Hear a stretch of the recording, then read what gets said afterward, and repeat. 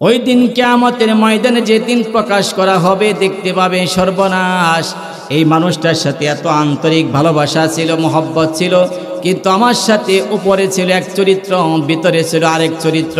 এর নাম হল মুনাফিক। নাম কি? মুনাফিক। ওই দিন লজ্জিত হবে। গোটা পৃথিবীর মানুষের সামনে আমলনামা প্রকাশিত হয়ে যাবে, কে কি করেছে সব প্রকাশিত হয়ে যাবে। আপনি যদি একজন মানুষের হাতে দিলেন, বিশ্বস্ত মানুষ, কাছের মানুষ, তাকে যে 10,000 টাকা দিলাম, অমুককে নিয়ে দিবা, আপনি দ্বিতীয়বার কোনো প্রশ্ন করলেন না। ওই মানুষটা চিন্তা করলো যে কেউ তো জানবে না, সে তার কোনো দিন দ্বিতীয়বার জিজ্ঞেস করবে না, এখান থেকে 2,000 টাকা রেখে দিয়ে আমি 8,000 টাকা দিয়ে দেই। এই যে কাজ করলে, এরকম মানুষ করে কি করে না? সেটা রেকর্ডের মধ্যে আছে না নাই? আল্লাহ যে সিসি ক্যামেরা লাগিয়েছেন, দুনিয়ার কেউ দেখবে না, জানবে না, কিন্তু আল্লাহর যে ক্যামেরা রয়েছে সেটার মধ্যে ধরা পড়বেই। কথা বলেন ঠিক কিনা? আমার বন্ধুগণ, তাহলে আপনি চিন্তা করুন যে আপনার কত সতর্কতার সাথে চলাফেরা করা দরকার। আপনি মিথ্যা বলেন, সত্য বলেন, সবটা রেকর্ড করছে। এই রেকর্ড করেন কে? আওয়াজ দিয়ে বলুন কে? আল্লাহ তাআলা রেকর্ড করছেন। আপনি সত্য বলেন, মিথ্যা বলেন, আপনি যা করেন, ভালো করেন, মন্দ করেন, এই পৃথিবীতে মানুষ ভালো করে মন্দ করে। এক শ্রেণী মানুষ ভালো করে, আরেক শ্রেণী মানুষ মন্দ কাজ করে।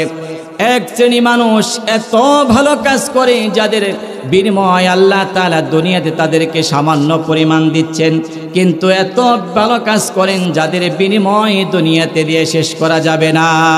আছে না নাই? আমার বন্ধুগণ, আবার এক শ্রেণী মানুষ এত অন্যায় করে, পাপাচার করে, গুনাহের কাজ করে, যাদেরকে আপনি তাদের বিচার দুনিয়াতে আপনি করতে পারবেন না। কিভাবে করবেন? একজন মানুষের জীবন কয়টা? আপনার মনে হয় কথা বলতে জানেন না। কয়টা? আর একটু আসতে বলেন কয়টা? একটু আসতে বলেন কয়টা? মানুষ খালি উল্টার দিকে চলে। মানুষের জন্য বলেন একটা, করবে আরেকটা। আমার ভাইয়েরা, তাহলে একটা মানুষের জীবন যদি হয় একটা, একজন মানুষ তার আদেশে নির্দেশে হাজার হাজার মানুষ হত্যা হয়ে যায়। আছে না নাই? হয়তো বাংলাদেশে না থাকতে পারে, বিশ্বের মধ্যে তো আছে। কথা বলেন ঠিক কিনা? একজন মানুষের নির্দেশে শত শত হাজার হাজার মানুষকে আপনি হত্যা করলেন, গুম করলেন, খুন করলেন, এই যে অপরাধ করলেন, তার বিচার আপনি দুনিয়াতে কি দিয়ে করবেন? তাকে যদি ফাঁসি দেন, হত্যা করেন, তার জীবন গেল কয়টা? আমার ভাইরা বলতেছিলাম, তাহলে একটা মানুষ যদি হাজার হাজার মানুষকে অন্যায় হত্যা করে, খুনের আসামি হয়ে যায়, তাহলে তাকে হত্যা করেন, ফাঁসি দেন, তার জীবন যাবে কয়টা? একটা জীবন যাবে। আপনি দ্বিতীয়বার তার আর বিচার করতে পারবেন না। মাত্র একটা হত্যার বিচার আপনি করতে পারলেন। দুনিয়াতে এই সিস্টেম রয়েছে, কিন্তু এখানে তার পরিপূর্ণ বিচার করা সম্ভব নয়। কিন্তু আল্লাহ তাআলা এখানে দুই শ্রেণী মানুষ, ভালো এবং মন্দ, আল্লাহ পরকালে দুইটা জায়গা রেখে দিয়েছেন, জান্নাত এবং জাহান্নাম। সেখানে আল্লাহ তাআলা যারা ভালো কাজ করবে, যত পাওয়ার উপযোগী, তাদেরকে ওই পরিমাণ, ওইভাবে এরকম মানসম্মত জান্নাত দেওয়া হবে। বলুন সুবহানাল্লাহ। আবার যারা অন্যায় করবে, পাপাচার করবে, আপনি শত হাজার নয়, কোটি নয়, মিলিয়ন বিলিয়ন যদি হত্যার আসামি হন, কিয়ামতের ময়দানে আল্লাহ এমন সিস্টেম তৈরি করে রেখে দিয়েছেন, যেখানে একটা একটা ধরে ধরে আপনার হত্যার বিচার করা। মন আমার কাঁদে রে, প্রাণ আমার কাঁদে রে, যেতে সোনার মদিনায়। আমার সাথে পড়েন, মন আমার কাঁদে রে, প্রাণ আমার কাঁদে রে, যেতে সোনার মদিনায়। যেই মদিনা ধন্য হলো, ওই মদিনা ধন্য হলো, নবী পেয়ে তোমার ঠিকানা। মন আমার কাঁদে রে, প্রাণ আমার কাঁদে রে, যেতে সোনার মদিনা। মন মদিনায় যাইতে কাঁদে কি কাঁদে না? আলহামদুলিল্লাহ। ঐতিহ্যবাহী ধামরাই থানার অন্তর্গত পুরাতন গাউটিয়া দক্ষিণপাড়া মরহুম আব্দুল কাদের সাহেবের বাড়ির উদ্যোগে আয়োজিত আজকের এই ওয়াজ ও দোয়া মাহফিলের সুনামধন্য সভাপতি বড়াটিয়া আলহাজ মোহাম্মদ ইয়াসিন প্রি ক্যাডেট দাখিল মাদ্রাসার সম্মানিত সোফার জনাব মোহাম্মদ আব্দুল হালিম সাহেব, আমন্ত্রিত মেহমান পীর সাহেব গোয়ালদি হাফেজ সাইদুর রহমান খালিদ দামাত বরকাতুল্লাহ আলী, আজকের মাহফিলের প্রধান মেহমান হযরত মাওলানা মোহাম্মদ আসলামউদ্দিন জিহাদি সাহেব, আমার পূর্বে আলোচনা করে আপনাদেরকে মুগ্ধ করেছেন, ধন্য করেছেন হযরত মাওলানা মুজিবুর রহমান সাহেব। আজকের মাহফিলের সার্বিক সহযোগিতায় আছেন জনাব মোহাম্মদ মহসিন, আরও আছেন জনাব মোহাম্মদ জসিম উদ্দিন, আরও আছেন জনাব হাজি মোহাম্মদ সেকান্দার আলী। তো আজকের এই পোস্টারে একজনের নাম না বললেই নয়, যার নাম পোস্টারে নেই। এরপরও যার ডাকে সাড়া দিয়ে যার দাওয়াতে এসেছি, ইনি হচ্ছেন মরহুম আব্দুল কাদের সাহেবের বড় নাতি। তিনি ধামরাই সরকারি গভর্নমেন্ট কলেজ সম্মানের সাথে সেখানে তার কর্মজীবন পরিচালনা করছে, এবং কি জনাব রাশেদুল ইসলাম ভাই, তিনি ধামরাই পৌরসভার মধ্যে 53টি মসজিদ রয়েছে, অনেক ওলামা একরাম। তা আলহামদুলিল্লাহ ভাইজানের সাথে আমাদের খুব ভালো সম্পর্ক, সুসম্পর্ক। আলেমরাও খুব অত্যন্ত ভালোবাসে, তাদের সাথে খুবই আন্তরিক। তো যে কোনো আমাদের ধামরাই পৌরসভা থেকে যে কোনো আলেমকে ডাক দিলে আমরা তার ডাকে সাড়া দিই। আমার এই প্রোগ্রামের আজকের এই ডেটটা অন্য জায়গায় দেওয়ার কথা ছিল, তো যে রাশেদুল ইসলাম ভাই যখন বলছে, আমি সেটাকে ক্যান্সেল করে অন্য ডেটে দিয়া এটা তার জন্য এসেছি, না এসে পারি নাই। তো বেজানের জন্য দোয়া করছি, আল্লাহ তাআলা তাকে সম্মান মর্যাদা আরও বাড়িয়ে দিক, সকলেই পড়ি আমিন। এবং কি আজকে যেই পরিবারের জন্য মাহফিল, যে উদ্যোগে মরহুম আব্দুল কাদের সাহেব উনি দুনিয়া থেকে বিদায় হয়ে গেছে, ওনাকে সহ যত মুরব্বী ইকরাম রয়েছে অন্ধকার কবরে চলে গেছে, তাদের সকলের কবর যেন আল্লাহ জান্নাতের টুকরা বানায় দেয়, সকলেই পড়ি আমিন। এই পরিবারকে যেন আল্লাহ তাআলা কবলে মঞ্জুর করে নেয়, সকলেই পড়ি আমিন। দীর্ঘদিন এই কোরআনের মাহফিল তারা করে আসছে, আপনাদেরকে কোরআন হাদিস থেকে গুরুত্বপূর্ণ একটি জান্নাতি পরিবেশ, কোরআনের কথা শেখার জন্য সুযোগ করে দিচ্ছে প্রত্যেক বছর। এর জন্য আমরা দোয়া করছি যেন আল্লাহ তাআলা এরকম জান্নাতি একটি আয়োজন করে তাদেরকে জান্নাতের ভিতরে একটি বাড়ি উপহার দেয়, সকলেই পড়ি আমিন। আলহামদুলিল্লাহ, আমার সামনে আছেন দূর দূরান্ত থেকে আগত ইসলাম প্রিয় তাওহীদি জনতা, কোরআনের জ্ঞান পিপাসু, এবং পর্দার আড়ালে আছেন অত্যন্ত সরলা সফলা সম্মানিতা মা এবং বোনেরা। আমরা সর্বপ্রথম সেই মহান ইজ্জতুল জালালের দরবারে শুকর এবং সুজুদ পেশ করছি, যিনি আমাদেরকে অত্যন্ত ভালোবেসে মেহেরবানি করে অত্র এলাকার মধ্য থেকে যাচাই এবং বাছাই করে মনোনীত করেছেন, নির্বাচিত করেছেন। সেই মহান রব্বুল আলামিনের দরবারে সিংহ সাদ্দুরের মতো গর্জন দিয়ে হৃদয়ের সমস্ত ভালোবাসা উজাড় করে একবার পড়ি আলহামদুলিল্লাহ, আর আওয়াজে বলি আলহামদুলিল্লাহ। সম্মানিত উপস্থিতি, আমরা এখানে কথা শুনব কার? আল্লাহ তাআলার। এখানে যতক্ষণ থাকবো আমরা কোরআন থেকে কথা বলবো। নবী বলছেন, মান ক্বালা বিহি সাদাকা, যে কোরআন দিয়ে কথা বলে সে সত্য কথাই বলে। ওমান হাকামা বিহি আদালা, যে কোরআন দিয়ে ফয়সালা করে সে শ্রেষ্ঠ ফয়সালাই করে। ঠিক কিনা বলেন? আমরা এখানে যতক্ষণ থাকবো আমরা কোরআন থেকে কথা শুনবো। আমরা কোরআনের কর্মী।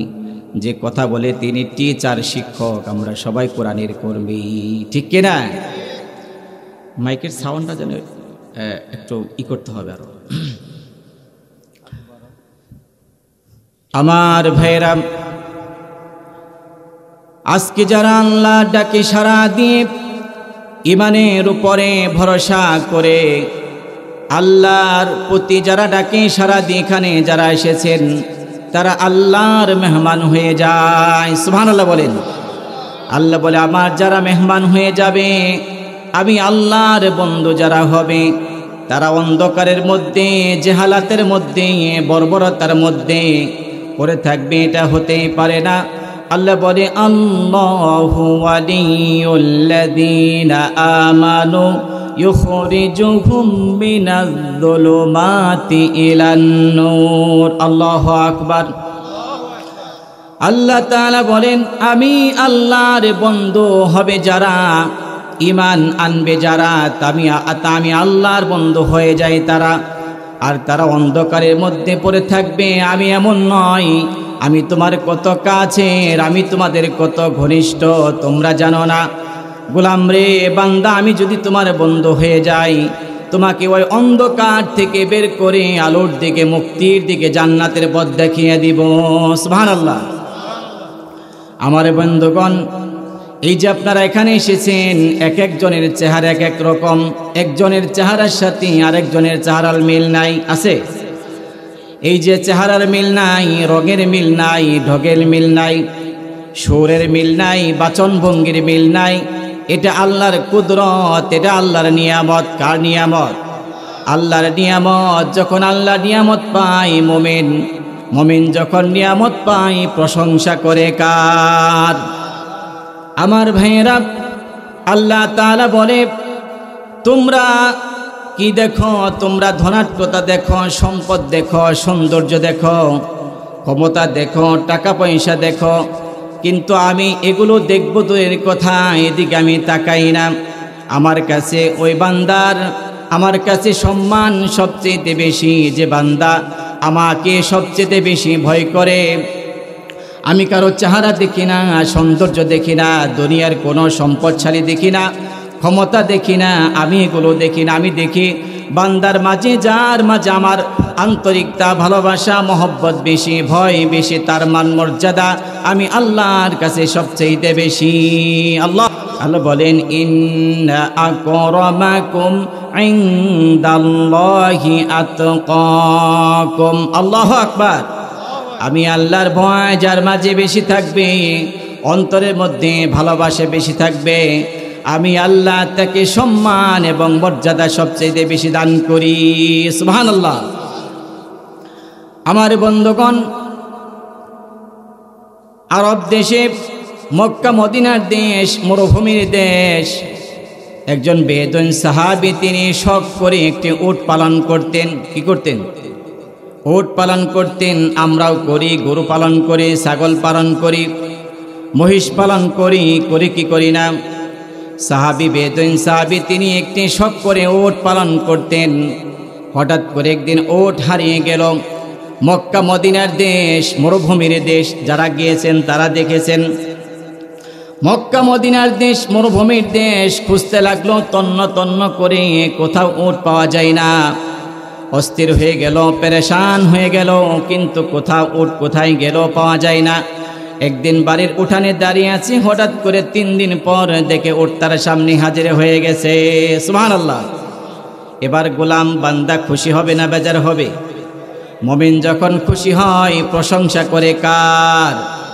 বান্দা খুশি হয়ে, আত্মহারা হয়ে এত খুশি হলো, এবার বলতেছে আল্লাহ তুমি আমার গোলাম, আমি তোমার রব। বুঝে থাকলে বলেন কথাটা ঠিক না ব্যাঠিক? ঠিক। হুজুগে জাতির দেশ, তার নাম হচ্ছে বাংলাদেশ। আমি আপনাদেরকে একটু পরীক্ষা করলাম, আমাদেরকে কথার জবাব দিতে হবে বুঝে শুনে। ওই বান্দা বলছে আল্লাহ আমি তোমার রব, তুমি আমার গোলাম। তিনি খুশি হয়ে বলবে আল্লাহ আমি তোমার গোলাম, তুমি আমার রব। রবের জায়গায় বান্দা গোলাম বানিয়ে ফেলেছে। আল্লাহ কয় গোলাম রে বান্দা তুমি সারা জীবন আমি তোমার কলিজার মধ্যে অন্তরের মধ্যে আমি আল্লাহ রব, এখন 3 দিনকার হারানো উট পেয়ে তুমি আত্মহারা হয়ে খুশি হয়ে তুমি তালমাতাল হয়ে গেছো, কিন্তু আমি আল্লাহ তা হতে পারি না। আমি আল্লাহ ঠিক আছি, তোমার অন্তরেরটা নিব, আমি মুখেরটা নিব না। এখনো পর্যন্ত আমি আল্লাহ তোমার কলিজার মধ্যে রব রয়েছি। আমি আল্লাহ তোমার ভুলটা ক্ষমা করে দিই, তোমার সঠিকটা আমি কবুল করে নিলাম। সুবহানাল্লাহ। একজন বান্দা যখন আল্লাহর দিকে ফিরে আসে, অন্ধকার থেকে আলোর দিকে ফিরে আসে, আল্লাহকে স্মরণ করে, আল্লাহ তাআলা এর চেয়েতেও 1000 গুণ বেশি খুশি হয়ে যায়। বলুন সুবহানাল্লাহ। আমরা সে আল্লাহর প্রশংসা করতে রাজি আছি না নাই? কে কে আছে হাত জাগিয়ে দেখা, লিল্লাহি তাকবীর। আল্লাহ আমাদেরকে কবুল করুন বলি আমিন। আমার ভাইরা, আমি পবিত্র কালামুল্লাহ শরীফের সূরা বনী ইসরাইলের 13 এবং 14 নম্বর আয়াতে কারিমা তেলাওয়াত করেছি। এখান থেকেই কথা আমি সামনে বাড়াবো ইনশাআল্লাহ। সূরা বনী ইসরাইল হচ্ছে ইহুদি জাতি, খুব ভালো জাতি না? কথা বলেন। সারা বিশ্বটাকে ইহুদিরা এমনভাবে প্যাঁচ লাগায়, একেবারে আলুর বত্রা বানিয়ে ফেলে, এমন একটা অবস্থা করে সারা বিশ্বটাকে ওরা নাড়াচাড়া দেয়। এমন একটা জাতি হচ্ছে ইহুদি জাতি।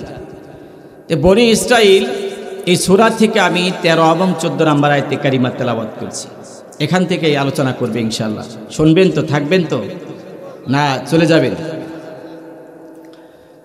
আমার ভাইয়েরা, সূরা বনী ইসরাইলের 13 নম্বর আয়াতে কারিমার মধ্যে আল্লাহ বলেন, ওয়া কুল্লা ইনসানিন আলজামনাহু তাইরাহু ফি উনুকিহি ওয়া নুখরিজু লাহু ইয়াওমাল কিয়ামাতি কিতাবান ইয়ালকাহু মানশুরা। আল্লাহু আকবার। আল্লাহ বলেন, আমি প্রত্যেকটা মানুষের ঘাড়ের মধ্যে স্থাপন করে দিয়েছি, সেট আপ করে দিয়েছি, লাগিয়ে দিয়েছি, গেড়ে দিয়েছি।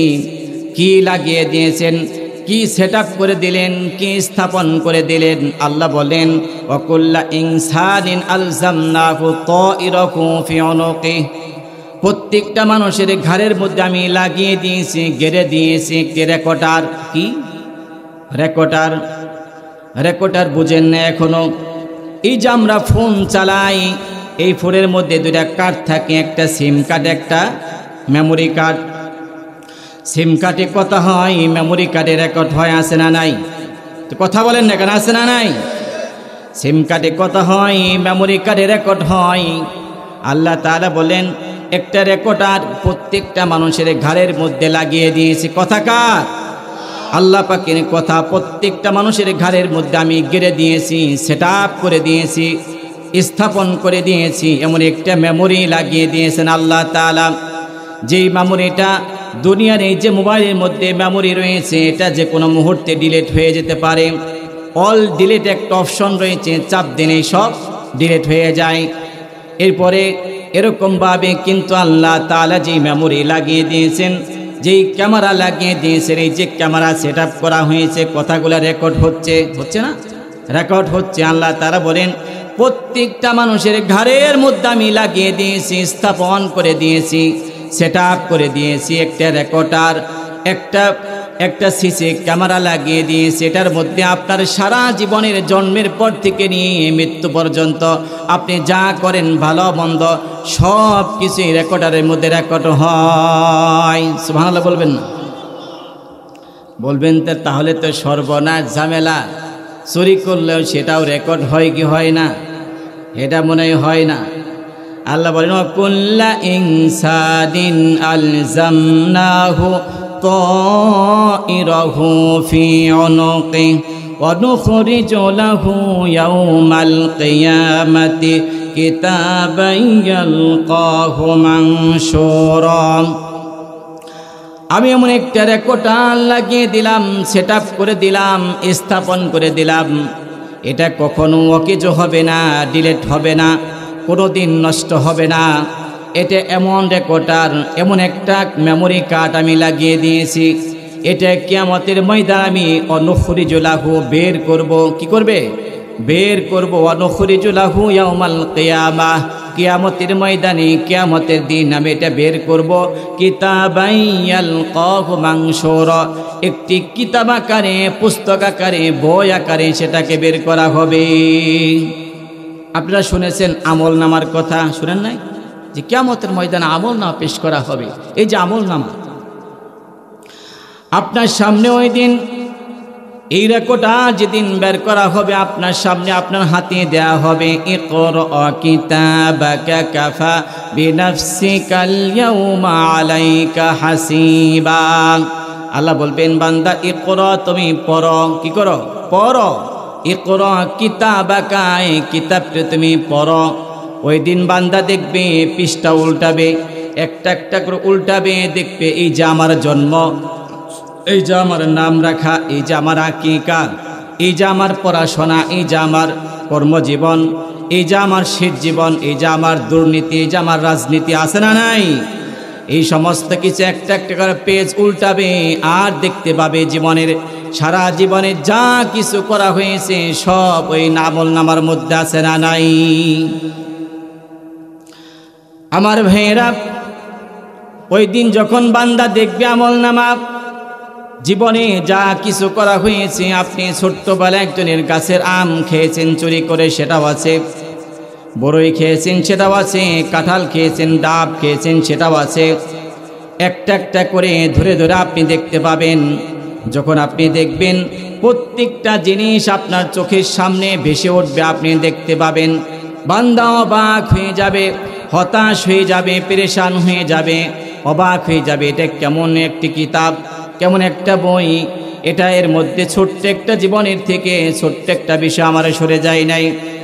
বান্দা ওই অবাক হয়ে বলবে, মালি হাদাল কিতাব, এটা কেমন কিতাব যার মধ্যে লা ইউগাদিরু সগীরাতাও ওয়ালা কাবীরা, এর মধ্যে বড়, এর মধ্যে ছোট, কোন একটা বিষয়ে বাদ পড়ে নাই।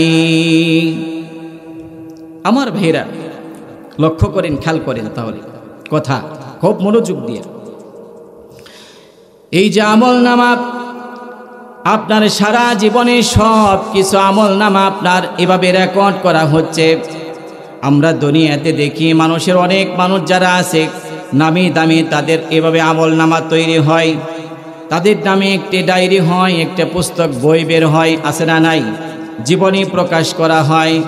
আপনি যদি লাইব্রেরিতে যা বলেন অমুক রাসূলের একজন জীবনী দেন, দিবে আপনাকে। অমুক সাহাবীর একটি বই দেন, আপনাকে দিবে। এই যে সাবেক প্রধানমন্ত্রী যে শেখ হাসিনা, তার পিতা বঙ্গবন্ধু শেখ মুজিবুর রহমান, যদি আপনি তার জীবনী চান, তাও আছে না নাই লাইব্রেরিতে?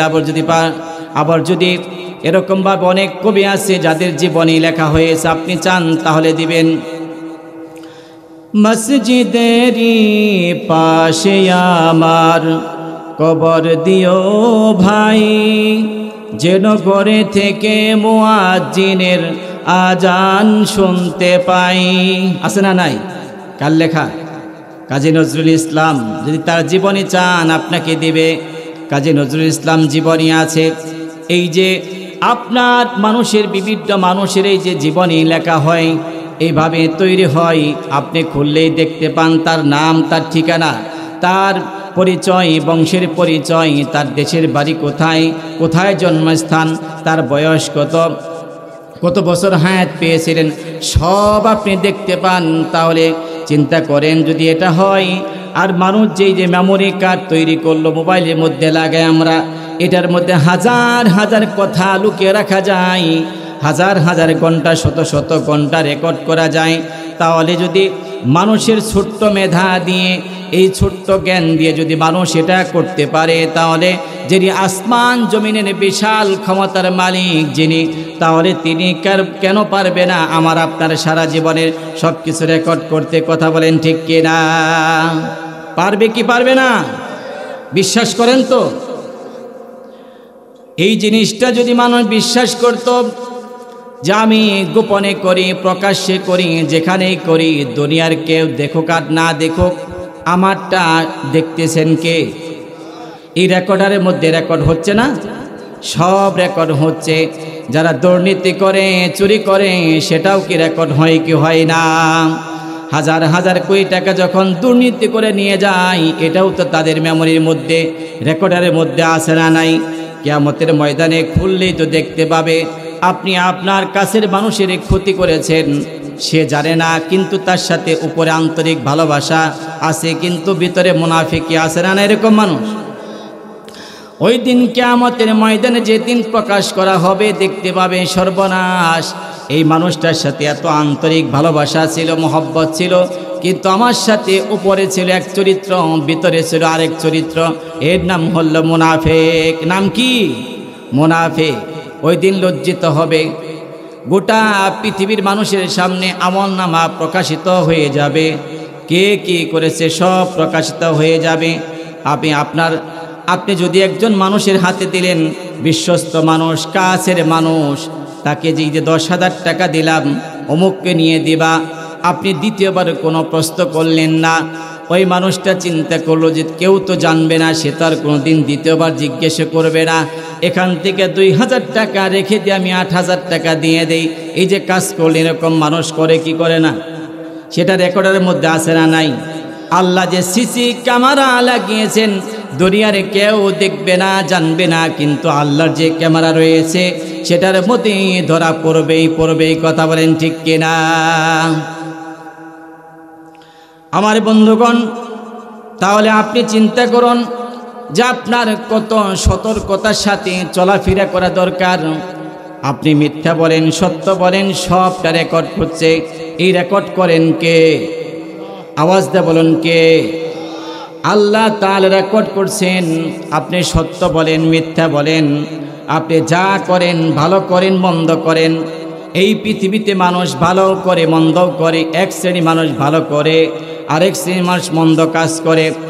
এক শ্রেণী মানুষ এত ভালো কাজ করে যাদের বিনিময় আল্লাহ তাআলা দুনিয়াতে তাদেরকে সামান্য পরিমাণ দিচ্ছেন, কিন্তু এত ভালো কাজ করেন যাদের বিনিময় দুনিয়াতে দিয়ে শেষ করা যাবে না। আছে না নাই?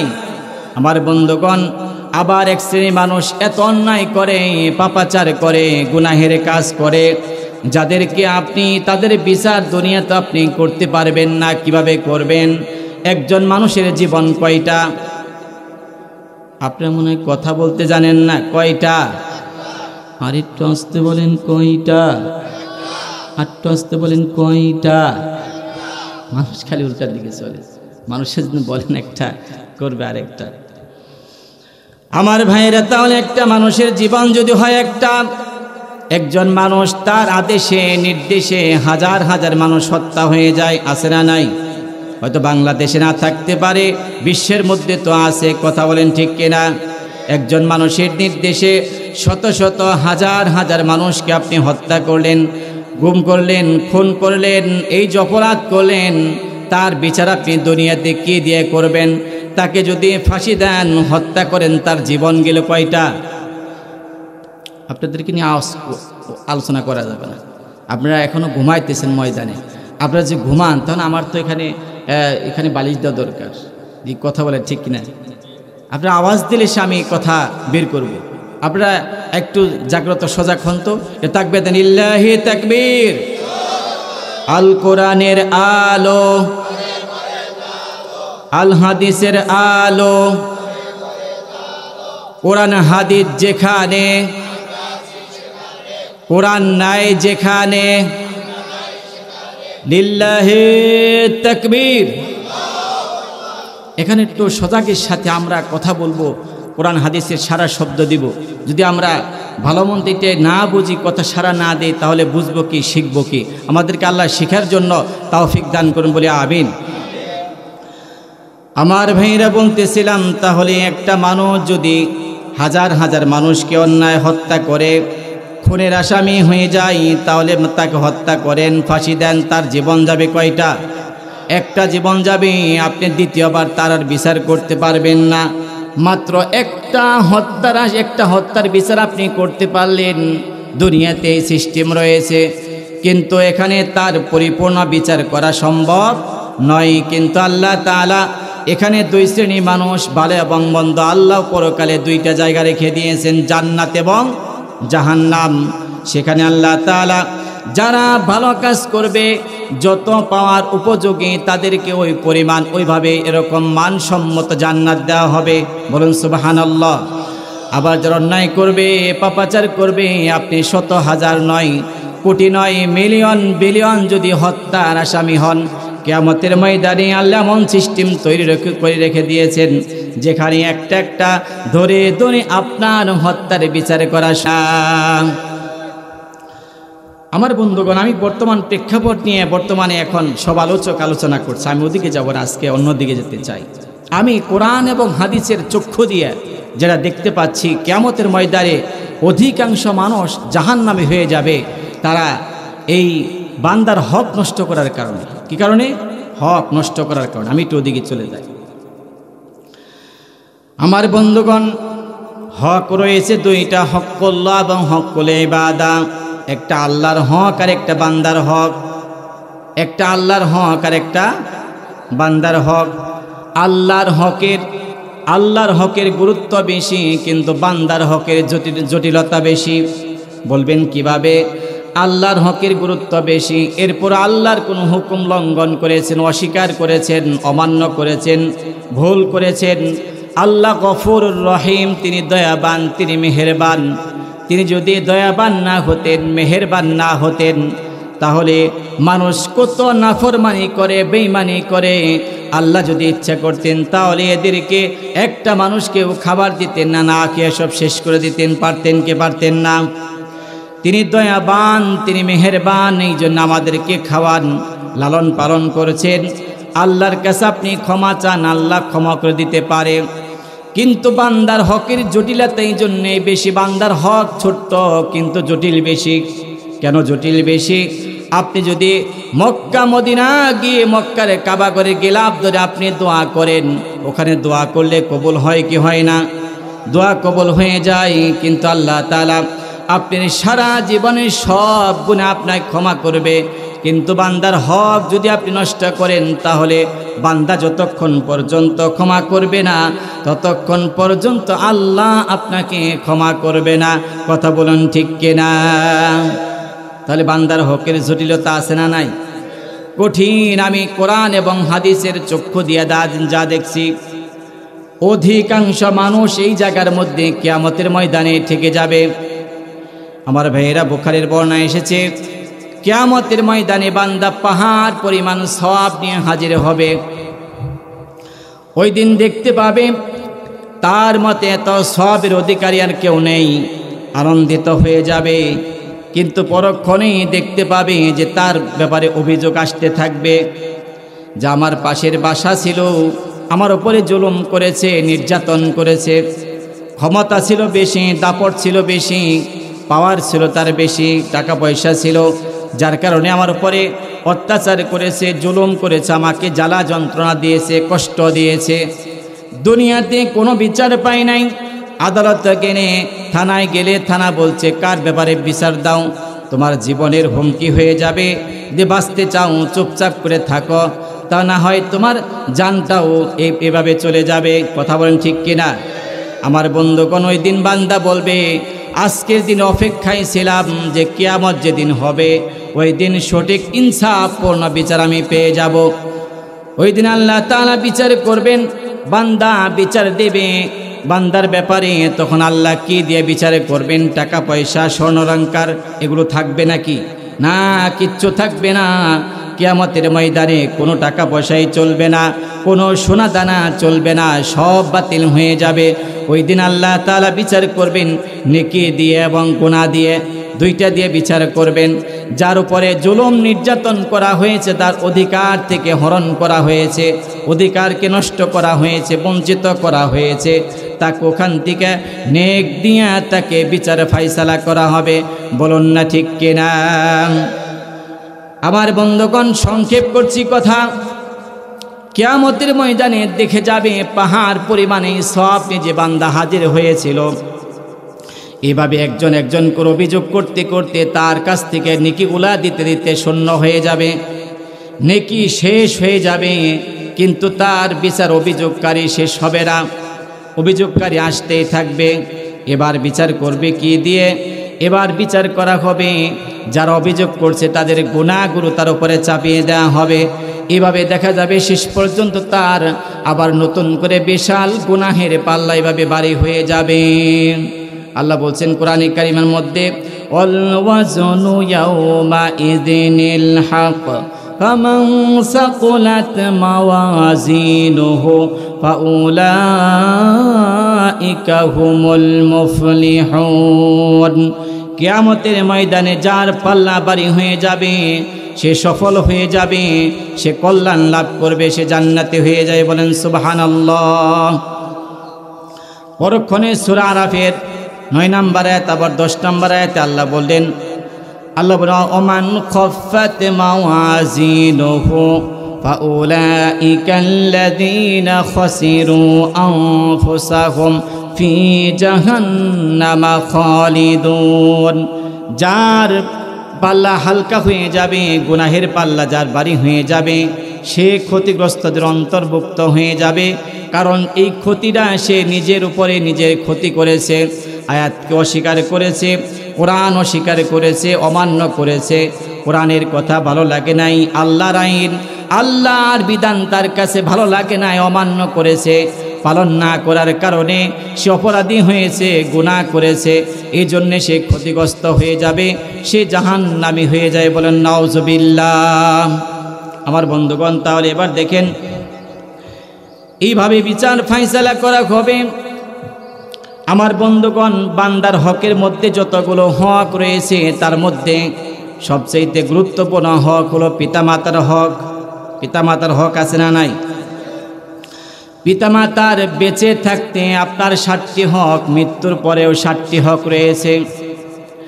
আপনি জীবিত থাকবেন যতদিন পিতামাতার হক রয়েছে ততদিন মনে রাখতে হবে। আপনার হায়াত আছে যতদিন, আপনি বেঁচে থাকবেন যতদিন, পিতামাতার হক আছে ততদিন। আল্লাহ তাআলা কোরআনে কারিমের মধ্যে বলছেন, অকদা রাব্বুকা আল্লা তা'বুদু ইল্লা ইয়্যাহু ওয়া বিল ওয়ালিদাইনি ইহসানা ইম্মা ইয়াবলুগান্না ইনদাকাল কিবারা আহাদুহুমা আও কিলাহুমা ফালা তাকুল লাহুমা উফফিন ওয়ালা তানহারহুমা وقل لهما قولا كريما। الله أكبر। একটু জিকির করেন তো, লা ইলাহা ইল্লাল্লাহ। লা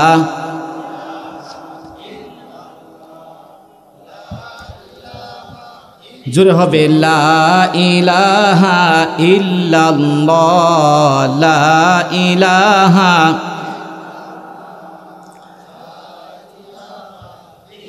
আমরা যে আল্লাহর পাগল, আমরা যে আল্লাহর পাগল। আমরা কার পাগল? আল্লাহর পাগল হলে লাভ আছে না নাই? আমার সাথে পড়ুন, আমরা যে আল্লাহর পাগল, আমরা যে আল্লাহর পাগল।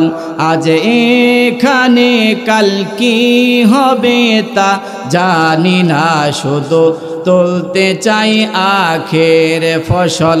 আমরা যে আল্লাহর পাগল, আমরা যে আল্লাহর পাগল। পড়েন, আমরা যে আল্লাহর পাগল, আমরা যে আল্লাহর পাগল। বলেন মারহাবা। আমার ভাইরা, আমরা এখানে আজ আছি, কাল কোথায় থাকবো, কোথায় যাব তার কোনো কিছুই জানি না। কার কখন মৃত্যু এসে যায় এটা কেউ দুনিয়ার কেউ বলতে পারে না। আমার ভাইরা, যারা পরকালকে বিশ্বাস করে, আল্লাহকে বিশ্বাস করে, কোরআনকে বিশ্বাস করে, হাদিস বিশ্বাস করে, তারা মৃত্যুকে বিশ্বাস করে, তারা এই ছোট্ট দিনের দুনিয়া দিয়ে পরকালের ওই স্থায়ী জান্নাতকে গড়তে চায়। কথা বলুন ঠিক কিনা? আর যারা দুনিয়ার লোভে পড়ে আছে, আখিরাতকে বিশ্বাস করে না, তারা এই ছোট্ট অল্প দিনের দুনিয়া দিয়ে আখিরাতকে বরবাদ করে দেয়। আমরা যেন আখিরাতকে অর্জন করতে পারি তৌফিক দান করুন, বলি আমিন। আরো জোরে বলি না আমিন। আমার ভাইয়েরা, পিতামাতার কথা বলতেছিলাম যে যতগুলো হক রয়েছে আমি দেখেছি, তার মধ্যে পিতামাতার গুরুত্বপূর্ণ হক। সন্তান, অধিকাংশ মানুষ পিতামাতার হক নষ্ট করে, অধিকার থেকে বঞ্চিত করে পিতামাতা থেকে। আর কিয়ামতের ময়দানে এই হকের ব্যাপারে সবচেয়ে গুরুত্বপূর্ণ জটিলতা এসে যাবে। মানুষ এখানে থেকে যাবে, অধিকাংশ মানুষ জাহান্নামী হয়ে যাবে। বলবো না থামবো? চলবে আলোচনা। সূরা বনী ইসরাঈলের 23 এবং 24 নম্বর আয়াতে কারিমার মধ্যে আল্লাহ তাআলা পিতামাতার কথা তুলে দিয়েছেন। আল্লাহ বলছেন, ওয়াকাদা রাব্বুকা আল্লা তা'বুদু ইল্লা ইয়্যাহু ওয়া বিল ওয়ালিদাইনি ইহসানা। আল্লাহ বলেন, তোমার রবের পক্ষ থেকে ফাইসালা হয়েছে, চূড়ান্ত সিদ্ধান্ত হয়েছে, রায় ঘোষণা করা হয়েছে, তোমরা তাকে ভিন্ন আল্লাহকে ভিন্ন অপর কারো তোমরা ইবাদত করবে না। আর তোমরা কি করবে? পিতামাতার সাথে উত্তম আচরণ করবে, সদাচরণ করবে। নির্দেশ কার? এটা দুনিয়ার কোন আদালত থেকে নয়, তাম পৃথিবীর যত আদালত রয়েছে সবচেয়ে বড় আদালত, যিনি সবচেয়ে বড় হাকিম, যিনি আহকামুল হাকিমিন, তিনি আল্লাহ তাআলা নিজে স্বয়ং এ নির্দেশ দিয়েছেন, অর্ডার করেছেন, হুকুম দিয়েছেন, তার আনুগত্য ইবাদত করতে হবে। এবং তারপরে আল্লাহ তাআলা বলে দিয়েছেন যে পিতা মাতার সাথে সদাচরণ করতে হবে। আমার বন্ধুগণ, আল্লাহ বলেন, وَقَضَى رَبُّكَ أَلَّا تَعْبُدُوا إِلَّا إِيَّاهُ وَبِالْوَالِدَيْنِ إِحْسَانًا إِمَّا يَبْلُغَنَّ عِندَكَ الْكِبَرَ أَحَدُهُمَا أَوْ كِلَاهُمَا فَلَا تَقُل لَّهُمَا أُفٍّ وَلَا تَنْهَرْهُمَا وَقُل لَّهُمَا قَوْلًا كَرِيمًا। পিতামাতার সাথে সদাচরণ করো, তাদের সাথে মিষ্টি ভাষায় কথা বলো, নরম নরম ভাষায় কথা বলো, রাগান্বিত হয়ে ঝাঁকে দিয়ে চোখ রাঙিয়ে কথা বলো না। তুমি এমন ব্যবহার করবে না তোমার ব্যবহারে যেন পিতামাতা উহ পর্যন্ত শব্দ না করে। কথা কার? আল্লাহর কথা। এখন দেখা যায় সন্তানেরা একটু বড় হলেই মাথা ঝাঁকি দিয়ে কথা বলে, আছে না নাই? চোখ রাঙিয়ে কথা বলে। আল্লাহ বলেন, উফিউ ওয়ালা তানহারহুমা, পিতামাতার সাথে বিনয়ের সাথে নম্রতার সাথে কথা বলতে হবে। এবং কি তোমার এমন যেন আচরণ না হয় যেন পিতামাতা মনের মধ্যে কষ্ট পায়, যেই কষ্টের কারণে, আচরণের কারণে, ব্যবহারের কারণে পিতামাতা উহ পর্যন্ত শব্দ করে। সাবধান দুনিয়ার সন্তানেরা, আমি এটা আল্লাহর পক্ষ থেকে রায় ঘোষণা করে দিয়েছি, অর্ডার দিয়েছি, নির্দেশ দিয়েছি, ফয়সালা করে দিয়েছি। এরপরে এটার মধ্যে দ্বিতীয় কেউ আর ফয়সালা করতে পারবে না। কথা বলেন ঠিক কিনা? আমার বন্ধুগণ, এমন আচরণ করতে হবে। আজকে দেখা যায় ছেলে মেয়েরা যখন বাহিরে থাকে, পিতামাতা বাসায় কখন আসবে টেনশনের মধ্যে আছে, সন্তান কখন যেন এসে আমার ওপরে আক্রমণ করে। মা টেনশনে থাকে, পিতা টেনশনে থাকে, কখন যেন এসে চাপ দেয়, কখন যেন এসে আমার উপরে আক্রমণ করে বসে, এই ভয় ভীতির মধ্যে থাকে। অথচ পরে আয়াতে কারিমার মধ্যে আল্লাহ কি বলছেন দেখেন, ওয়াখফিদ লাহুমা জানাহাদ-দুল্লি মিনার রাহমা ওয়াকুর রব্বিরহামহুমা কামা রব্বায়ানি সগীরা। আল্লাহু আকবার।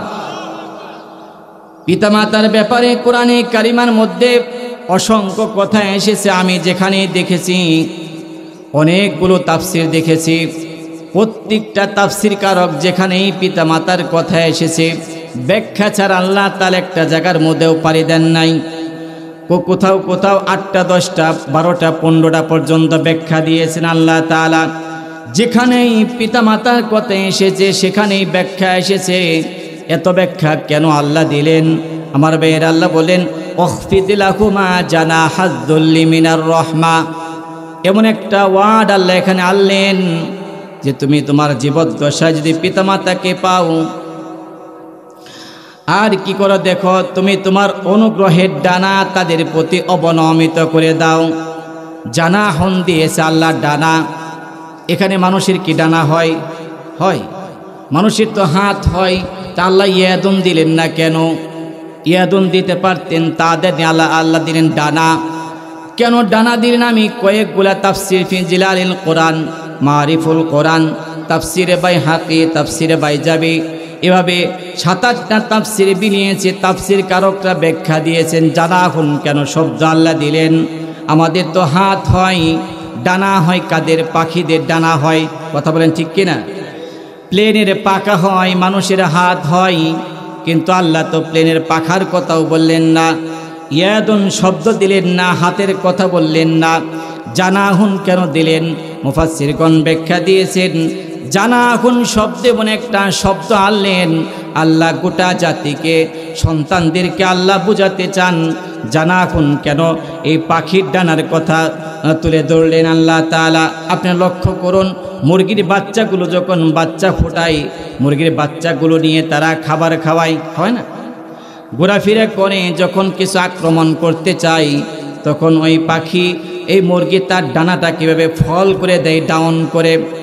জানাহুন মানে ডানা, যেই ডানা ফল করা যায়, ডাউন করা যায়। প্লেনের পাখা ডাউন করা যায় কিন্তু ফল করা যায় না, ফোলানো যায় না। যায়, হাত ডাউন করতে পারবেন, নিচু করতে পারবেন, কিন্তু ফল করা যাবে না, ফোলানো যাবে না। কিন্তু আপনি লক্ষ্য করবেন, খেয়াল করবেন, মুরগির পাখা ডানা যে আছে, এই ডানাটা কি করে, যখন কোনো কিছু আক্রমণ করে বাচ্চাদেরকে, মুরগি তখন সাথে সাথে বাচ্চাদেরকে সেভ করার জন্য ওর ডানাটা কি করে, ভাবে ফল করে দেয়, ডাউন করে দেয়। সাথে সাথে বাচ্চাগুলো ওই মায়ের ডানার নিচে এসে আশ্রয় নেয়। তখন মনে করে আমি মায়ের ডানার নিচে, পাখার নিচে আমি আশ্রয় আছি, আমার দুনিয়ার আর কেউ আমাকে আক্রমণ করতে পারবে না। কথা বলেন ঠিক কিনা? আল্লাহ শব্দ দিয়ে বুঝাতে চান, ও দুনিয়ার সন্তানেরা তোমরা শুনে রাখো, ওয়াখফিদ লাহুমা জানাহাদ-দুল্লি মিনার রাহমা, তুমি তোমার অনুগ্রহের ডানাকে তুমি অবনমিত করো। তুমি বেঁচে থাকতে তোমার পিতামাতা যেন পর্যন্ত শব্দ করবে না, তারা যেন মনে করে আমার সন্তান বেঁচে আছে, আমার কোনো টেনশন নাই, আমার কোনো পেরেশানি নাই, আমার কোনো দুঃখ কষ্ট নেই, আমি বিপদে পড়লেই আমার সন্তান আগে আসবে। তোমার আচার ব্যবহারে বিন্দু পরিমাণ পিতামাতা কষ্ট পাবে না, কোনো দুশ্চিন্তা করবে না। এই কথা আল্লাহ তাআলা একটা ওয়ার্ড দিয়ে, শব্দ দিয়ে দুনিয়ার মানুষদেরকে জানিয়ে দিলেন। আল্লাহু আকবার। আমার বন্ধুগণ, আজকে থেকে দেখা যায় আমার যুবকেরা, আমার ভাইরা লক্ষ্য করুন, খেয়াল করুন, যে তাহলে আজকে আপনি মিলান, তাহলে আজকে মিলিয়ে দেখেন আল্লাহ কি বলছেন, আর আজকে পিতামাতার সাথে কি ধরনের আচরণ করা হয়। এইভাবে আপনি আবার আল্লাহ তাআলা পরক্ষণে বলেন, রব্বিরহামহুমা কামা রব্বায়ানি সগীরা। দোয়া শিখিয়ে দিন আল্লাহ তাআলা। পিতামাতার জন্য তুমি দোয়া করবে, কি দোয়া করবে সেটাও আল্লাহ শিখিয়ে দিয়েছেন। তুমি দোয়া করবে, রব্বুল আলামিন আমার পিতামাতা উভয়কে তাদেরকে অনুগ্রহ করো, যেমন তারা আমাকে শৈশবে প্রতিপালন করেছেন। আরে পিতামাতা কি জিনিস, আজকে যার নাই সে বুঝে পিতামাতা কি জিনিস। আমার বন্ধুগণ, দুনিয়াতে যদি পিতামাতার সাথে আপনি বেয়াদবি করেন, কষ্ট দেন, এটা শুধুমাত্র পরকালেই নয়, দুনিয়াতেও শাস্তি তার রয়েছে, আছে না নাই? আমি আল্লামা তারিক জামির রহমাতুল্লাহি আলাইহি তার চোখে দেখা কবরের আযাবে কিতাবের মধ্যে আমি দেখেছি। তিনি লিখেছেন, আমি সংক্ষেপে করে আনছি, কথা অনেক লম্বা লম্বা কথা ব্যাখ্যা রয়েছে, আমি অল্প ব্যাখ্যা দিচ্ছি। আল্লামা তারিক জামির রহমাতুল্লাহি আলাইহি তার চোখে দেখা কবরের আযাবে কিতাবের মধ্যে, বইয়ের মধ্যে দেখবেন তিনি লিখেছেন, তারা একবার পাকিস্তানে তারা ভ্রমণ করছিলেন, সফর করছিলেন। ওখানকার একজন লোক কারগুজারি শোনালো, হুজুর আমাদের এখানে একটি গরিব মেয়ে, তার বিবাহ হলো, তার একটি সন্তান হলো, এরপরেই তার স্বামীটা দুনিয়া থেকে বিদায় হয়ে গেল। তার বাপের বাড়িটাও নিতান্ত অত্যন্ত গরিব এবং স্বামীর বাড়ি অত্যন্ত গরিব।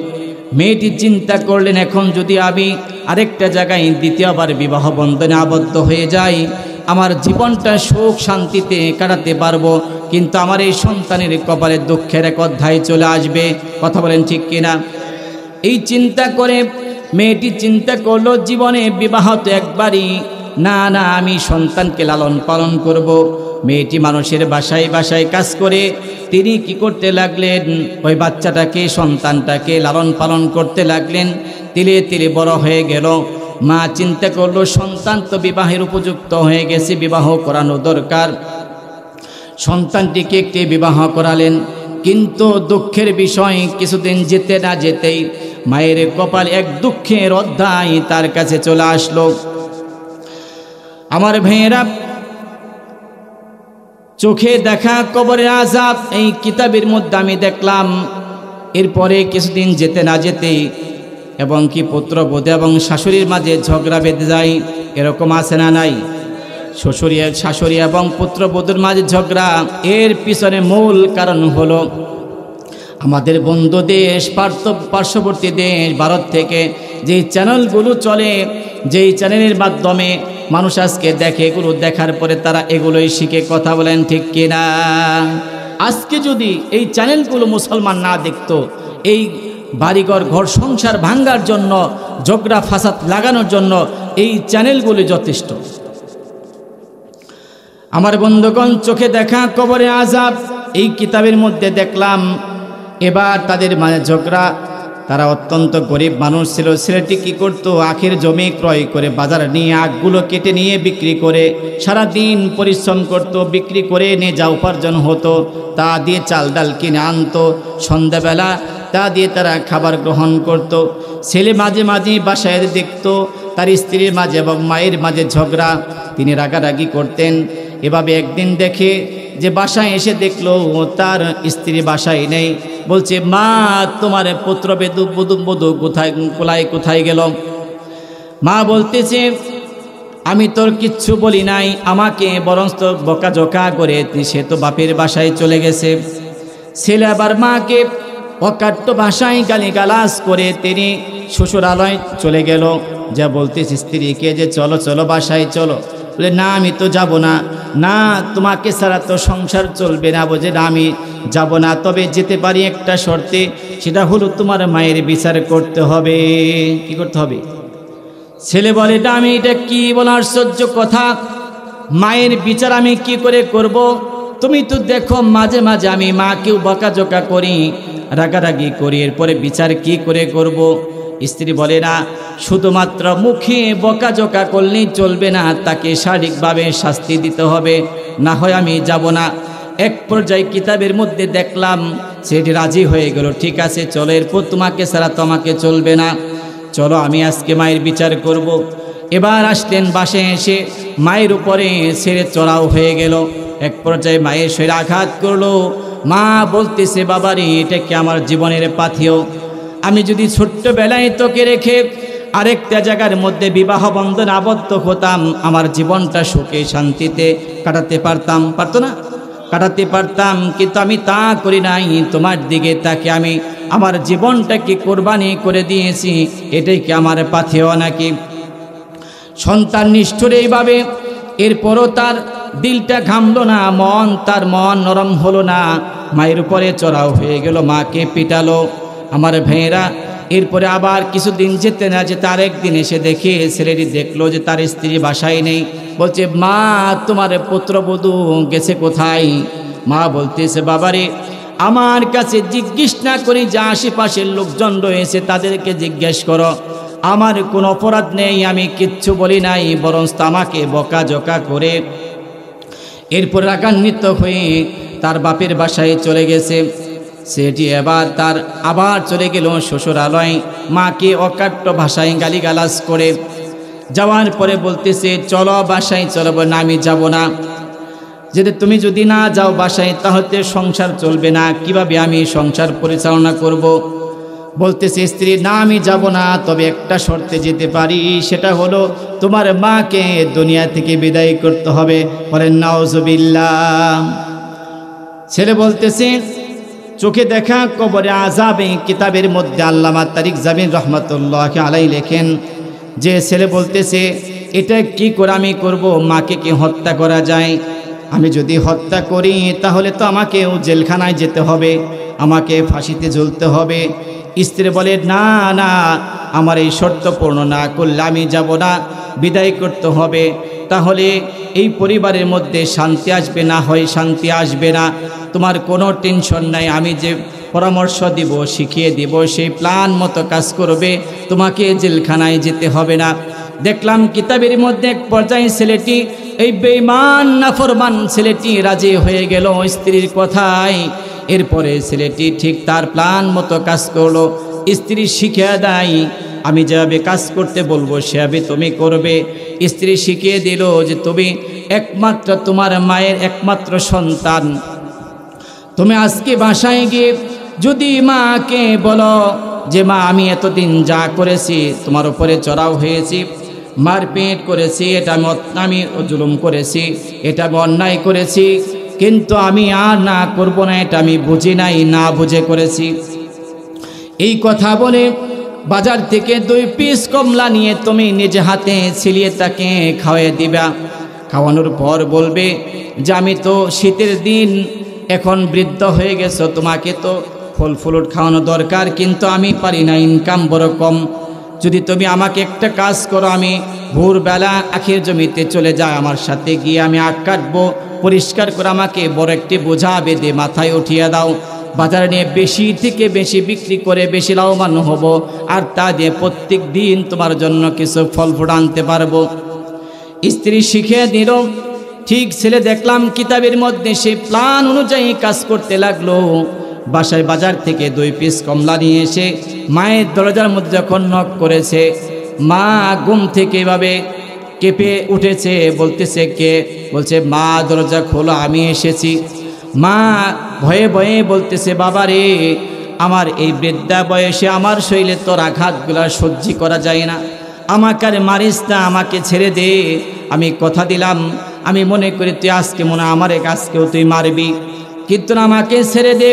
আমি কথা দিলাম কালকে থেকে সকাল থেকে বাসায় থেকে বের হয়ে যাব, তোর বাড়িতে আর কোনোদিন আমি আসবো না।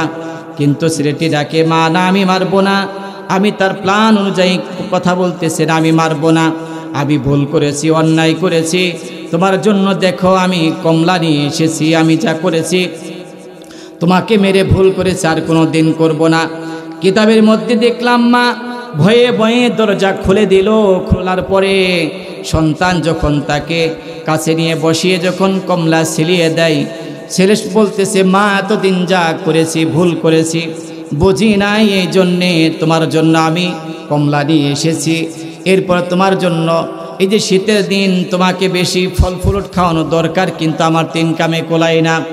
একটা কাজ যদি তুমি করো, আমি সকালবেলা আখের জমিতে যাই, বাজার বড় গরম, আখের বড় দাম, কিন্তু আমি একা মানুষ, বেশি বোঝা বহন করতে পারি না, বেশি নিতে পারি না। যদি আমি কাঠগুলো কাটি পরিষ্কার করে দাও, বড় একটা বোঝা বেঁধে মাথায় তুলে দাও, আমি বাজারে নিয়ে বিক্রি করে তোমার জন্য এখান থেকে বেশি লাভবান হব, প্রতিদিন কিছু কিছু ফল ফ্রুট আনতে পারবো। এই কথা যখন বলছে মার মন নরম করে গেছে। মা এবার বলতেছি বাবারে, আমাকে ফল ফ্রুট খাওয়াতে হবে না, তবে তুমি বেশি লাভবান হও, তুমি বেশি ইনকাম করে, এটা আমি চাই। এটা পিতামাতা চাই কি চাই না? কথা বলেন, চাই কি চাই না? মা বলছে মুহূর্তের মধ্যে বাবারে, আমি ফল ফ্রুট আমার জন্য আনতে হবে না, তুমি বেশি লাভবান হও, এটা আমি চাই। কিন্তু দেখো আমি তোমাকে কত কষ্ট করে লালন পালন করে বড় করেছি, আমার জীবনটা তোমার পিছনে ব্যয় করেছে, আমাকে কেন মারো? বলছে না, মারবো না। ঠিক আছে, তুমি ঘুমিয়ে যাও, আমি সকালবেলা তোমাকে জাগ্রত করে দেব ভোরে। এবার সন্তান ঘুমিয়ে গেল, তার প্ল্যান পরিকল্পনা মনের মধ্যে রেখে তিনি, কিন্তু মা এবার সারা রাত আর ঘুমাই না, তাহাজ্জুদের নামাজে দাঁড়িয়ে গেছে, যাই নামাজ বিছিয়ে সেজদায় পড়ে কাঁদে রব্বুল আলামিন, আমার সন্তানকে তুমি কি বোঝ দিয়েছ যে আমাকে দিনের পর দিন পিটিয়ে মেরে মেরে আমার বিদ্যা হাড্ডির উপরে এভাবে জুলুম নির্যাতন করলো, তাকে আজকে কি বুঝ দিয়েছ গো রব্বুল আলামিন? সেই সন্তান আজকে পরিপূর্ণ বুঝে এসেছে। সে আমার জন্য কমলা নিয়ে এসেছে, আমি তার ফল ফ্রুট খেতে চাই না, তবে সন্তানকে ক্ষমা করে দাও, আর সন্তানকে বেশি যাতে লাভবান হতে পারে সেটা আমি চাই। মা সারা রাত সন্তানের জন্য দোয়া করলো, কাঁদলো। ভোরবেলা ডাক দিয়েছে, সন্তান বেটা উঠ, আমরা চলে যাই আখিরের জমিতে। আখিরের জমিতে চলে গেল। আল্লামা তারিক জামিল রহমাতুল্লাহ আলাইহি তিনি তার এই চোখে দেখা কবর আযাব কিতাবের মধ্যে লিখছেন, যখন আখিরের জমিতে চলে গেল, স্ত্রী শিখিয়ে দিয়েছে আগগুলা যখন মনোযোগ দিয়ে পরিষ্কার করবে, তখন সুযোগ বুঝে তার গর্দানের মধ্যে কূপ দিয়ে তার গর্দানটা ফেলে দিয়ে আখিরের জমির মধ্যে পুঁতিয়ে রাখবা, তাহলে দুনিয়ার কেউ জানবে না। আমার কাছে মানুষ যদি জিজ্ঞেস করে আমি বলবো যে এভাবে তো আপনারা দেখেন লোক আগগুলা কেটে দেয়, সন্তান মা কোন সুন্দর করে মনোযোগের সহকারে আগগুলা পরিষ্কার করতেছে।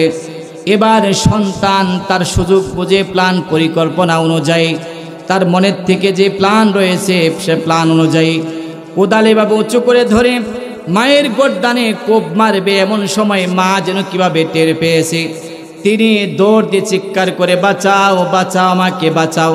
কিন্তু কে বাঁচাবে? আশপাশের লোকজন, তখনও তো সূর্য ওঠে নাই, ফর্সা হয় নাই, লোকজন এখনো ঘুমে। দৌড় দিয়েছে, দৌড়ায় পিছনের দিকে, কত দূর যাওয়ার পরে তাকিয়ে দেখে না না সন্তান কিভাবে আমাকে মারবে।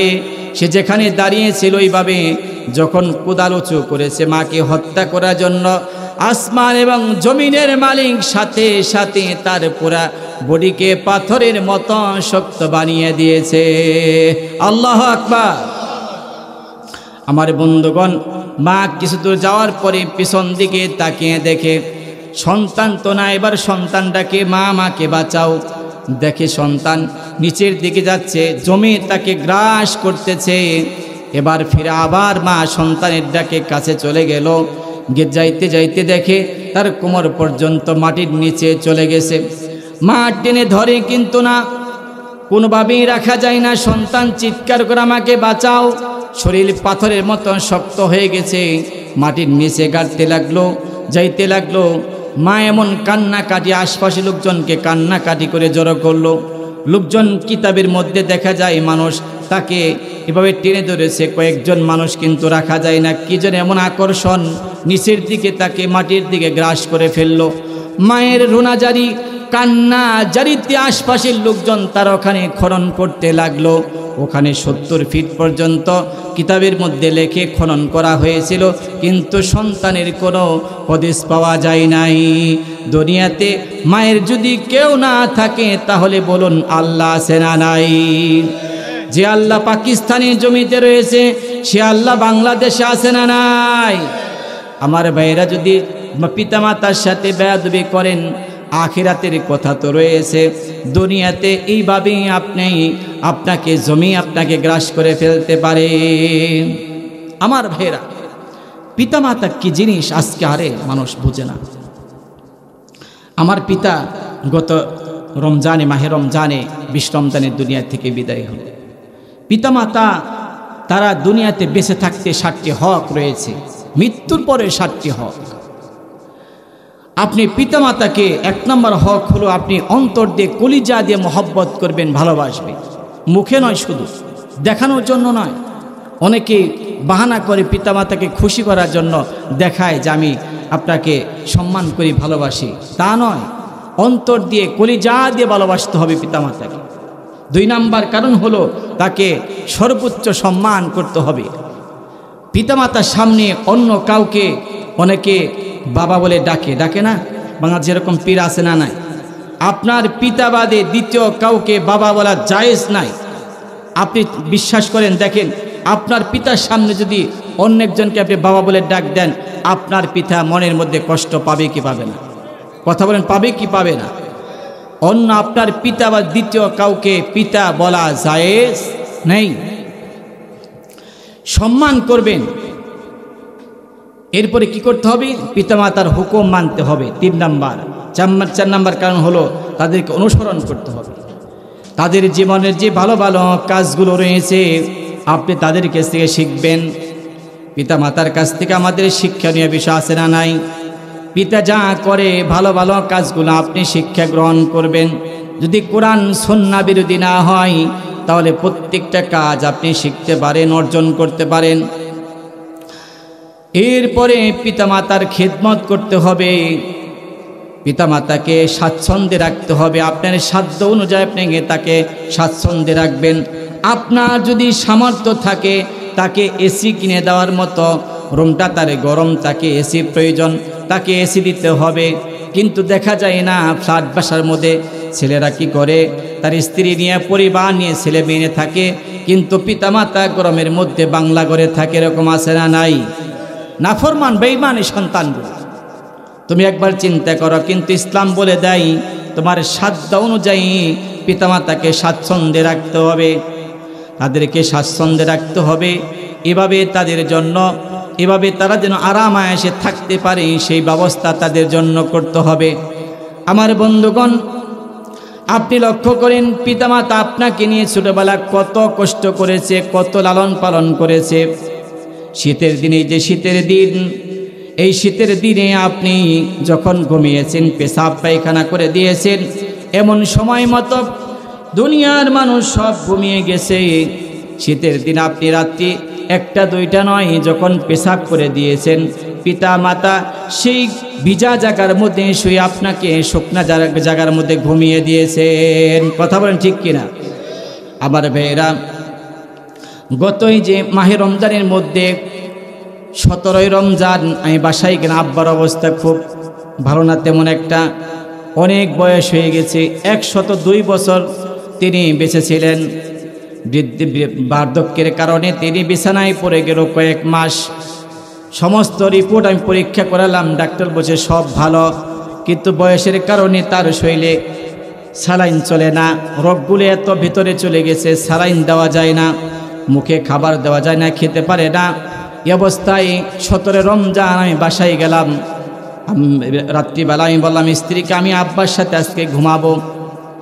স্ত্রী বললেন যে ডান, আপনি সারাদিন ক্লান্ত পরিশ্রান্ত করে এসেছেন, আপনি ঘুমান, আমি তো পাশে আমি আসি, থাকবো না। আমি বললাম না, তুমি তো করোই, কিন্তু আমার দায়িত্ব বেশি। আমার দায়িত্ব বেশি না? আমার দায়িত্ব বেশি। আমার উপরে আমার পিতার হক রয়েছে। আমি যদি হক আদায় না করি তাহলে কিয়ামতের ময়দানে আমি কি জবাবদিহি করব? আমি বললাম না, আমি পিতার সাথে ঘুমাবো। আমি বললাম না, আমাকে স্ত্রী বলতেছে গন্ধ আসবে, পেশাব পায়খানা করে, আপনি এখানে থাকেন, আমি ঘুমাই।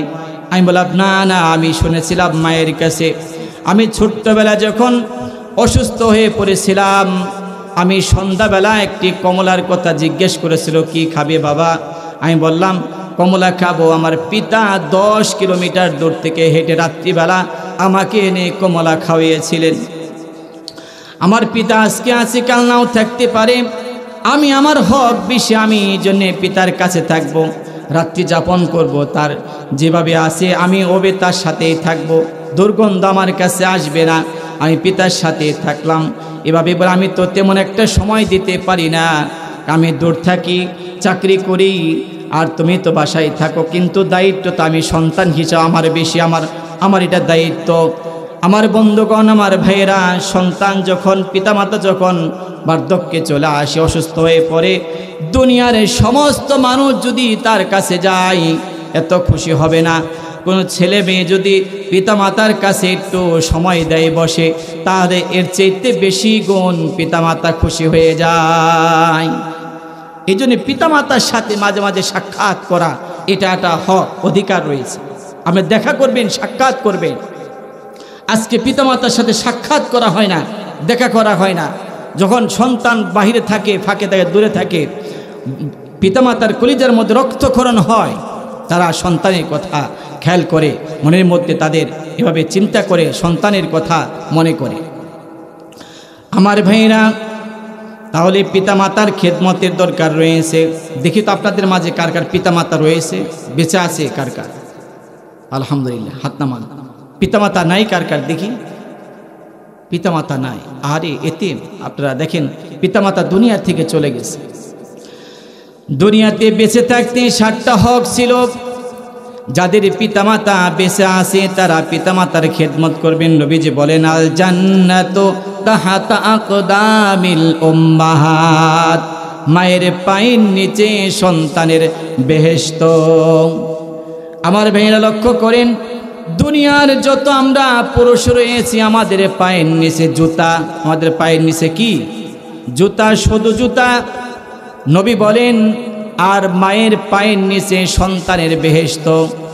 পিতামাতা যার বেঁচে আছে, তুমি যদি খেদমত করে জান্নাত অর্জন করতে পারলা না, তাহলে তোমার মতো পুরা কবলার কেউ হতে পারে না। আমার ভাইয়েরা, যাদের পিতামাতা দুনিয়া থেকে বিদায় হয়ে গেছে তাদের জন্য বেশি করে দোয়া করতে হবে। তাদের যে হক রয়েছে সেই হকগুলো আদায় করতে হবে।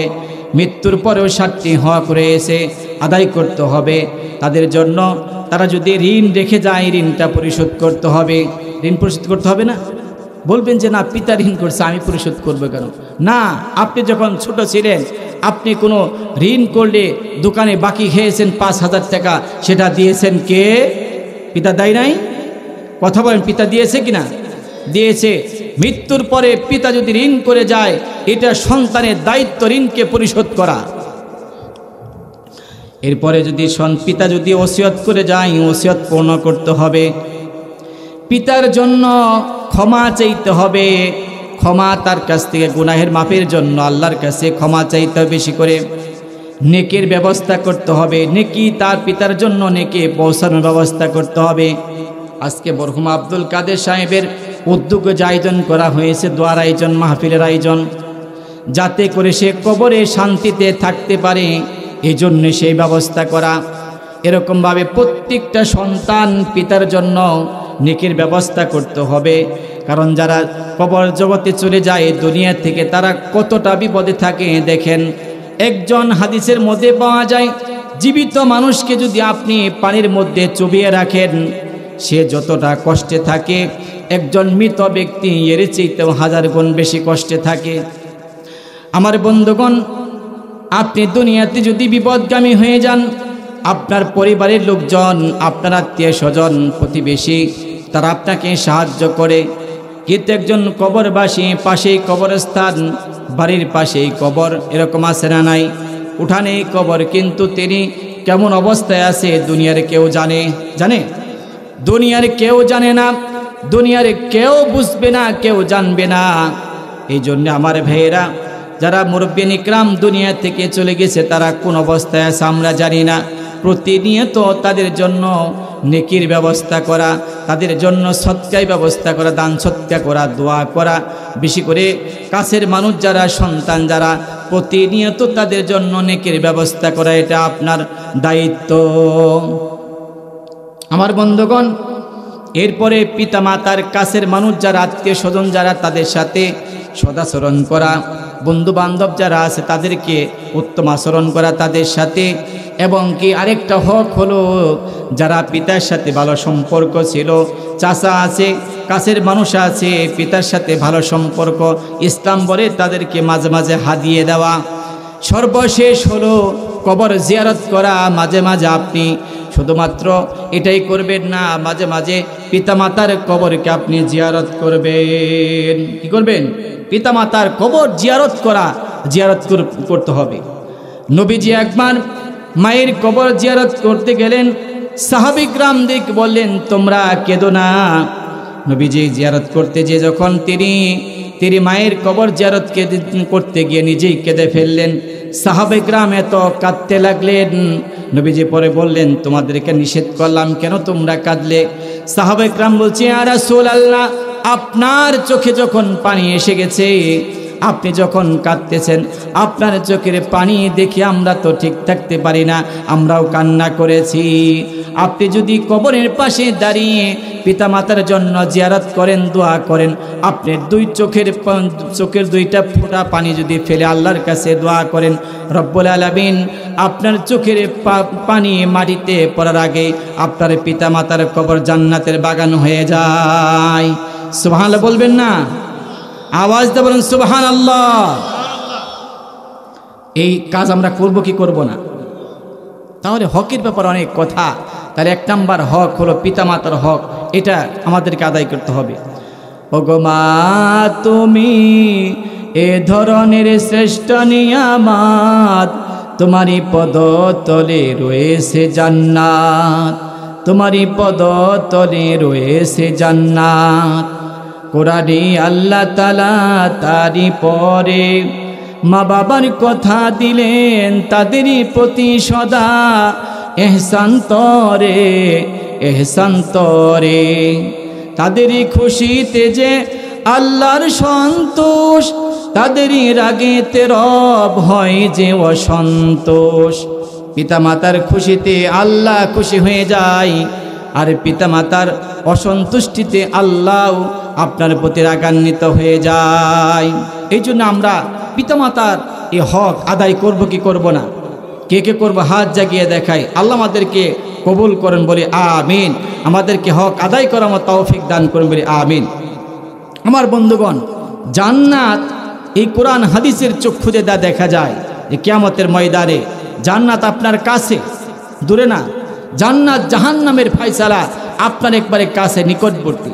সূরা নিসার 36 নম্বর আয়াতে কারিমার মধ্যে বলছেন, অবিদিল কুরবা ওয়াল ইয়াতামা ওয়াল মাসাকিন ওয়াল জারি দিল কুরবা ওয়াল জারিল জুনুবি ওয়াস-সাহিবি বিল জামবি ওয়াবনিস সাবিল ওয়া মা মালাকাত আইমানুকুম।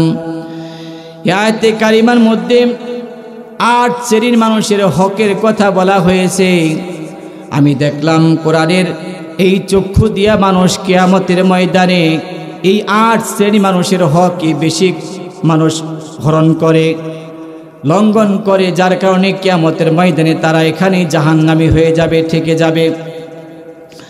8 শ্রেণীর মানুষ, অবিদিল কুরবা ওয়াল ইয়াতামা ওয়াল মাসাকিন ওয়াল জারিদিল কুরবা ওয়াল জারিল জুনুবি। আল্লাহ বলেন নিকটাত্মীয়, এতিম, মিসকিন, আত্মীয় প্রতিবেশী, অনাত্মীয় প্রতিবেশী, সঙ্গী সাথী, মুসাফির এবং তোমাদের অধীনস্থ দাসদাসী, অধীনস্থ দাসদাসী। নিকটাত্মীয়, নিকটাত্মীয় আপনার কারা আপনাকে বুঝতে হবে, দেখতে হবে। নিকটাত্মীয় আপনার ভাই, আপনার বোন, আপনার চাচা, আপনার ভাতিজা, আপনার ফুফু, এরাই তো নিকটাত্মীয়। এরা ব্লাডের সম্পর্ক, রক্তের সম্পর্ক। কথা বলেন ঠিক কিনা? নিকটাত্মীয় আপনার। আল্লাহ বলছেন অবিদিল কুরবা, নিকটাত্মীয়। আল্লাহ বলেন এদের সাথে তোমরা কি করবে? উত্তম আচরণ করবে, ভালো ব্যবহার করো, সদাচরণ করো। আর দেখবেন অধিকাংশ ঝামেলা এই জায়গার মধ্যেই। আপনার সাথে ধামরাই মানুষের সাথে ওই মানিকগঞ্জের মানুষের তো কোনো হক নিয়ে কোনো কাটাকাটি নাই, আছে? দামরার মানুষ তো মানিকগঞ্জের মানুষের সম্পদশালী, আপনি আত্মসাৎ করতে পারবেন না, সম্পদ হরণ করতে পারবেন না, তাকে কষ্ট দিতে পারবেন না, ব্যথা দিতে পারবেন না, তার সাথে অসদাচরণ করতে পারবেন না। এই যে নিকট আত্মীয়, আর সেই মানুষের কথা আল্লাহ কেন বললেন? আমি দেখলাম যে এই যে মানুষ ভালো আচরণ করার জন্য আল্লাহ 8 শ্রেণী মানুষের কথা কেন বললেন? আল্লাহ জানেন যে মানুষ এই 8 শ্রেণী মানুষের সাথে বেশি অসৎ আচরণ করবে, খারাপ করবে। এটা আল্লাহ জানেন কি জানেন না? আল্লাহ জানেন, যার কারণেই তো কথা দিয়েছে এখানে, তোমরা এদের সাথে উত্তম আচরণ করো, সদাচরণ করো। যদি মানুষ না করতো অন্যায়, তাহলে কি আল্লাহ কথা দিতেন নাকি? দিতেন না। মানুষ করবে, এই জন্য আল্লাহ দিয়েছেন কথা। এদের সাথে ঝামেলা, এই ঝামেলার কারণে মানুষ অধিকাংশ জাহান্নামে হয়ে যাবে। নিকটাত্মীয় ভাই বোন, আপনার চাচা, আপনার ভাতিজা, আপনার ফুফু, রক্তের ব্লাডের সম্পর্কের মানুষ, এদের সাথে ঝামেলা বেশি। ভাই ভাইয়ের সাথে শত্রুতা আছে না নাই? ধামরাইতে না থাকতে পারে, টাঙ্গাইলে আমাদের আছে। ধামরাইতে আছে, তাই নাকি? সাংঘাতিক কথা। ভাইয়ে ভাইয়ে ঝগড়া আছে, ভাইয়ের সাথে ভাই এমন দ্বন্দ্ব লাগে, কয় তোর মৃত্যুর পরে তোর জানাজা পড়ম না, এরকম মানুষ আছে না নাই? মৃত্যুর পরে জানাজা পড়ব না, এমন রাগ, তার বাসায় 1 ফোঁটা পানিও খাবে না। এমনও দেখেছি ভাই মৃত্যুবরণ করেছে, সত্যি তার ভাইয়ের জানাজায় সে উপস্থিত হয় নাই। কি কঠিন রাগ, কি গুসা! এই যে ভাইয়ের সাথে ভাইয়ের অধিকার হরণ করা, ঝগড়া ফাসাদ, হিংসা বিদ্বেষ করা। ফুফুর সম্পদ পেত, ফুফুর সম্পদগুলো আত্মসাৎ করে দিয়েছে। সুযোগ পেলে ভাই যদি একটা দুর্বল থাকে আর একটা সবল থাকে, ওই ভাইয়ের সম্পদগুলো লুটপাট করে নিয়ে যায়, এরকম মানুষ আছে না নাই? আমার বন্ধুগণ, এই জন্য আল্লাহ বলছেন বিজিল কুরবা, নিকটাত্মীয় যে ভাতিজা, যদি ছোট্টবেলায় ভাতিজাকে রেখে ভাই দুনিয়া থেকে চলে যায়, এতিম হয়ে যায়, চাচা এবার সুযোগ নাই, ভাতিজাকে কি করে যে সমস্ত জমিগুলা একেবারে কম মূল্যের, সেগুলো দিয়ে দামি দামি ভালো ভালো জমিগুলো নিয়ে নেয়, আছে না নাই? ভালো ভালো জমিগুলো নিয়ে নেয়, ভাতিজাকে ঠকিয়ে দেওয়া হয়। এই যে সম্পর্ক, এইভাবে আমার ভাইরা আল্লাহ তাআলা এই জন্য বলছেন তোমরা নিকটাত্মীয়দের সাথে উত্তম আচরণ সদাচরণ করতে হবে। এই নির্দেশ কার? আল্লাহর নির্দেশ। আল্লাহর নির্দেশ মানা নফল না ফরজ? নফল না ফরজ? ফরজ যদি হয় তাহলে আজকে আপনি দেখেন অধিকাংশ চতুর্দিকে তাকান, মানুষ এই জায়গার মধ্যে বেশি অন্যায় করছে, ভাইয়ের সাথে সম্পর্ক ছিন্ন হয়ে যায়। আল্লাহ নয় বলেন লা ইয়াদখুলুল জান্নাতা কাতিউন, আত্মীয়তার সম্পর্ক ছিন্নকারী তারা জান্নাতে প্রবেশ করবে না। আত্মীয়তার সম্পর্ক ছিন্নকারী জান্নাতে প্রবেশ করবে না। মুসলিম শরীফের বর্ণনায় পাওয়া যায়, নবী বলেন কেউ যদি আশা করে তার রিজিক বেড়ে যাক, তার হায়াত বেড়ে যাক, সেজন্য আত্মীয়তার সাথে সদাচরণ করে, উত্তম আচরণ করে। সুবহানাল্লাহ বলবেন না? আমার বাইরে একবার মাসউদ রাদিয়াল্লাহু তাআলা আনহু গুরুত্বপূর্ণ একটি বিষয়ে দোয়া করবেন, মজবা মজলিস। তিনি ঘোষণা করলেন, এখানে যদি কেউ আত্মীয়তার সম্পর্ক ছিন্নকারী কেউ থেকে থাকো, এই মজলিস থেকে উঠে যাও, না হয় দোয়া কবুল হবে না। চিন্তা করা যায় আত্মীয়তার সম্পর্ক কত গভীর। আল্লাহ নির্দেশ দিয়েছেন আত্মীয়তার সম্পর্ক বজায় রাখা এটা ফরজ দায়িত্ব। কি দায়িত্ব? ফরজ। আমার ভাইয়ের আজকে মারামারি কাটাকাটি, এইভাবে অন্যায় পাপাচার, আর তারা যে সমস্ত মুরব্বিন ইকরাম দুনিয়া থেকে চলে গেছে, এই সন্তানদের কারণে তারাও কবর জগতে শান্তিতে থাকতে পারে না। তারা কবরে শুয়ে এসে দেখে দুনিয়াতেও জ্বালাইছস, মৃত্যুর পরেও তোদের জ্বালা যন্ত্রণা এখনো শেষ হয় নাই, তোদের কারণে কবরে এসে আমাকে মের খেতে হয়। কথা বলেন ঠিক কিনা? এই অন্যায় ছাড়তে হবে। আমরা কে কে ছাড়তে পারবো? হাত জাগিয়ে দেখাই। আল্লাহ আমাদেরকে আত্মীয়তার সম্পর্ক বজায় রাখার মতো তৌফিক দান করুন, বলি আমিন। আল্লাহ বিযিল কুরবা ওয়াল ইয়াতামা ওয়াল মাসাকিন ওয়া ইবনিস সাবিল। এরপরে এতিম মিসকিনদের অধিকার রয়েছে। এতিম মিসকিন যারা, তাদের অধিকার থেকে বঞ্চিত করা হয়। এতিম যারা, তাদেরকে তো জনমের ঠকানো হয়। এতিমদের সম্পদ এটা মানুষ আত্মসাৎ করে ভোগ করে। এতিম শুধুমাত্র ছোট্টবেলায় মারা গেলে, পিতামাতা মারা গেলে সেই শুধুমাত্র এতিম হয় না। এতিমের অনেকগুলা শ্রেণী রয়েছে, ভাগ রয়েছে। এক হলো যদি নাবালেগ অবস্থায়, যদি পিতা নাবালেগ অবস্থায় সন্তানকে রেখে মারা যায়, তাহলে এই সন্তানগুলো ছেলে মেয়েগুলো এতিম হয়ে যায়। আবার চেয়ারম্যান আছে ইউনিয়নের, আছে না নাই? ইউনিয়নের চেয়ারম্যানের কাছে জনগণ তারাও এতিম। এমপির কাছে উপজেলার লোকজন এতিম। রাষ্ট্রপ্রধানের কাছে দেশের জনগণ তারা এতিম। অনেক সময় দেখা যায় এমপি মন্ত্রীরা এই দেশের এতিমদের সম্পদগুলা বক্ষণ করে আমেরিকাতে, কানাডাতে বাড়িঘর করে, শত শত বাড়িঘর করে, এরকম আছে না নাই? হাজার হাজার টাকা দুর্নীতি করে। আমার ভাইরা, আল্লাহ ঘোষণা করছেন ইন্নাল্লাযীনা ইয়াকুলুনা আমওয়ালাল ইয়াতামা যুলমান ইন্নামা ইয়াকুলুনা ফি বুতুনিহিম নারা ওয়া সায়াসলাউনা সাঈরা। এতিমদের সম্পদ যারা বক্ষণ করে, তারা তো সম্পদ বক্ষণ করলো না, তারা পেটের ভিতরে না। এক ডিবি হারন ঢাকার ভিতরে 40টা ফ্ল্যাট করে, ওর সারা জীবন চাকরি করার পরে, পেনশন পাওয়ার পরে একটা বাসা করাও সম্ভব না। কি বলে? সম্ভব? কিন্তু 40টা ফ্ল্যাট করলি কার টাকা দিয়ে? এই যে জনগণ এতিম দুর্বল পেয়ে তাদেরকে ক্ষমতা দেখিয়ে বন্দুক ঠেকিয়ে তোমরা আত্মসাৎ করেছো। এত টাকা পয়সা আত্মসাৎ করো নাই, তোমাদের পেটের ভিতরে জাহান্নামের আগুনকে তোমরা ঢুকিয়েছ। কথা বলেন ঠিক কিনা?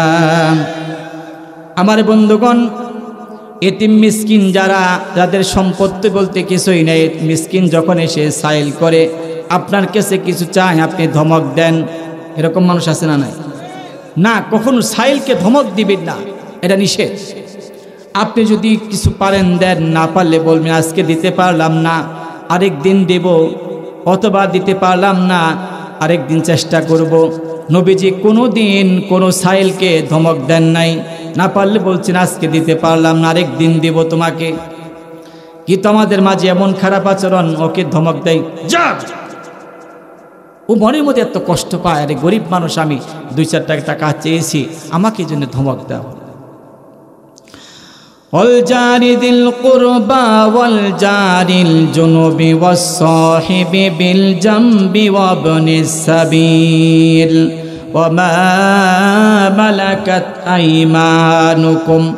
আমার ভাইয়েরা, এরপরে নিকট আত্মীয়, আত্মীয় প্রতিবেশী, অনাত্মীয় প্রতিবেশী। আবার প্রতিবেশীর কথা বললেন, একটা হলো আত্মীয়র মধ্যে প্রতিবেশী, আত্মীয় আবার প্রতিবেশীও। আপনার চাচা, আপনার ভাতিজা, ফুফু, আপনার আত্মীয় স্বজন, খালা, এভাবে আপনার যারা আছে আত্মীয় স্বজন, তারা কাছের প্রতিবেশী, আত্মীয় প্রতিবেশী, এদের সাথে সদাচরণ করতে হবে, উত্তম আচরণ করতে হবে। নির্দেশ দিয়েছেন কে? আল্লাহ। তা নির্দেশ দিয়েছে, তাদের সাথে উত্তম আচরণ করো।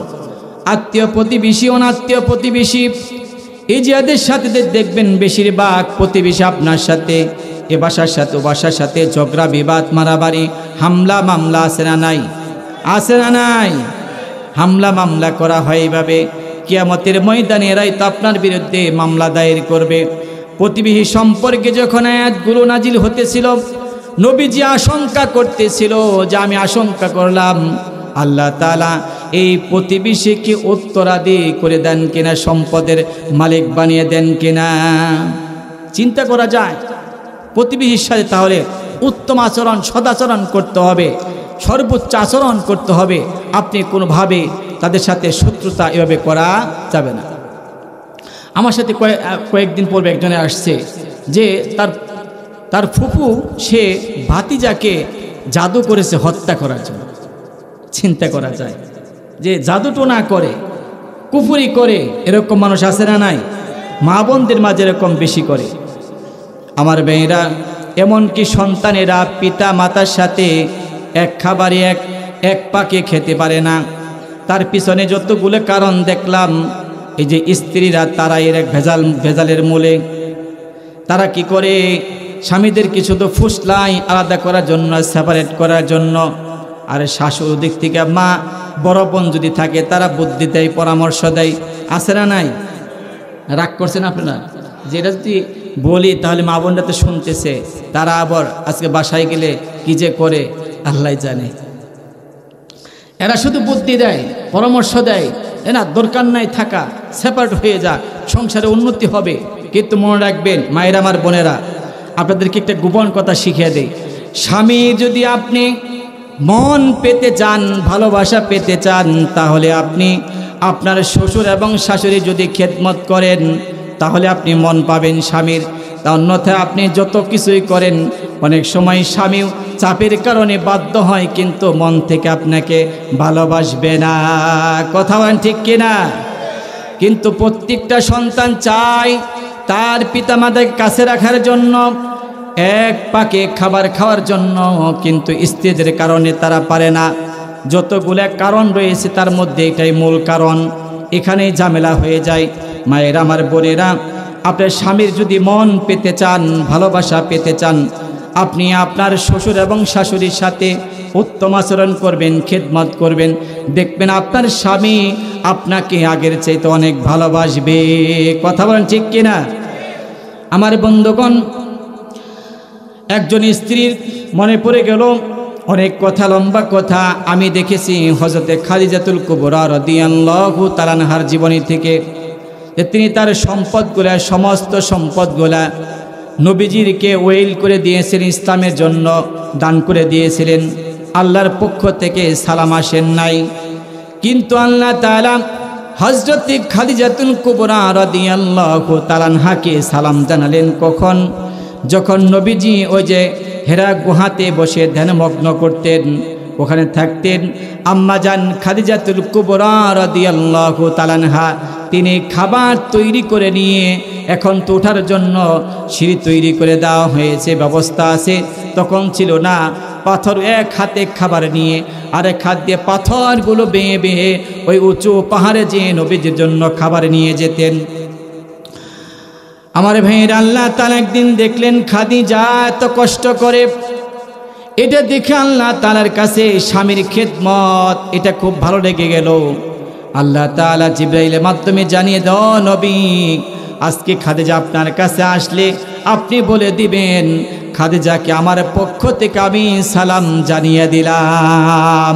সুবহানাল্লাহ বলেন। আমার বন্ধুগণ, আমার মায়েরা, আমার বোনেরা, খেয়াল করুন, একটা হাদিস আপনার জন্য যথেষ্ট।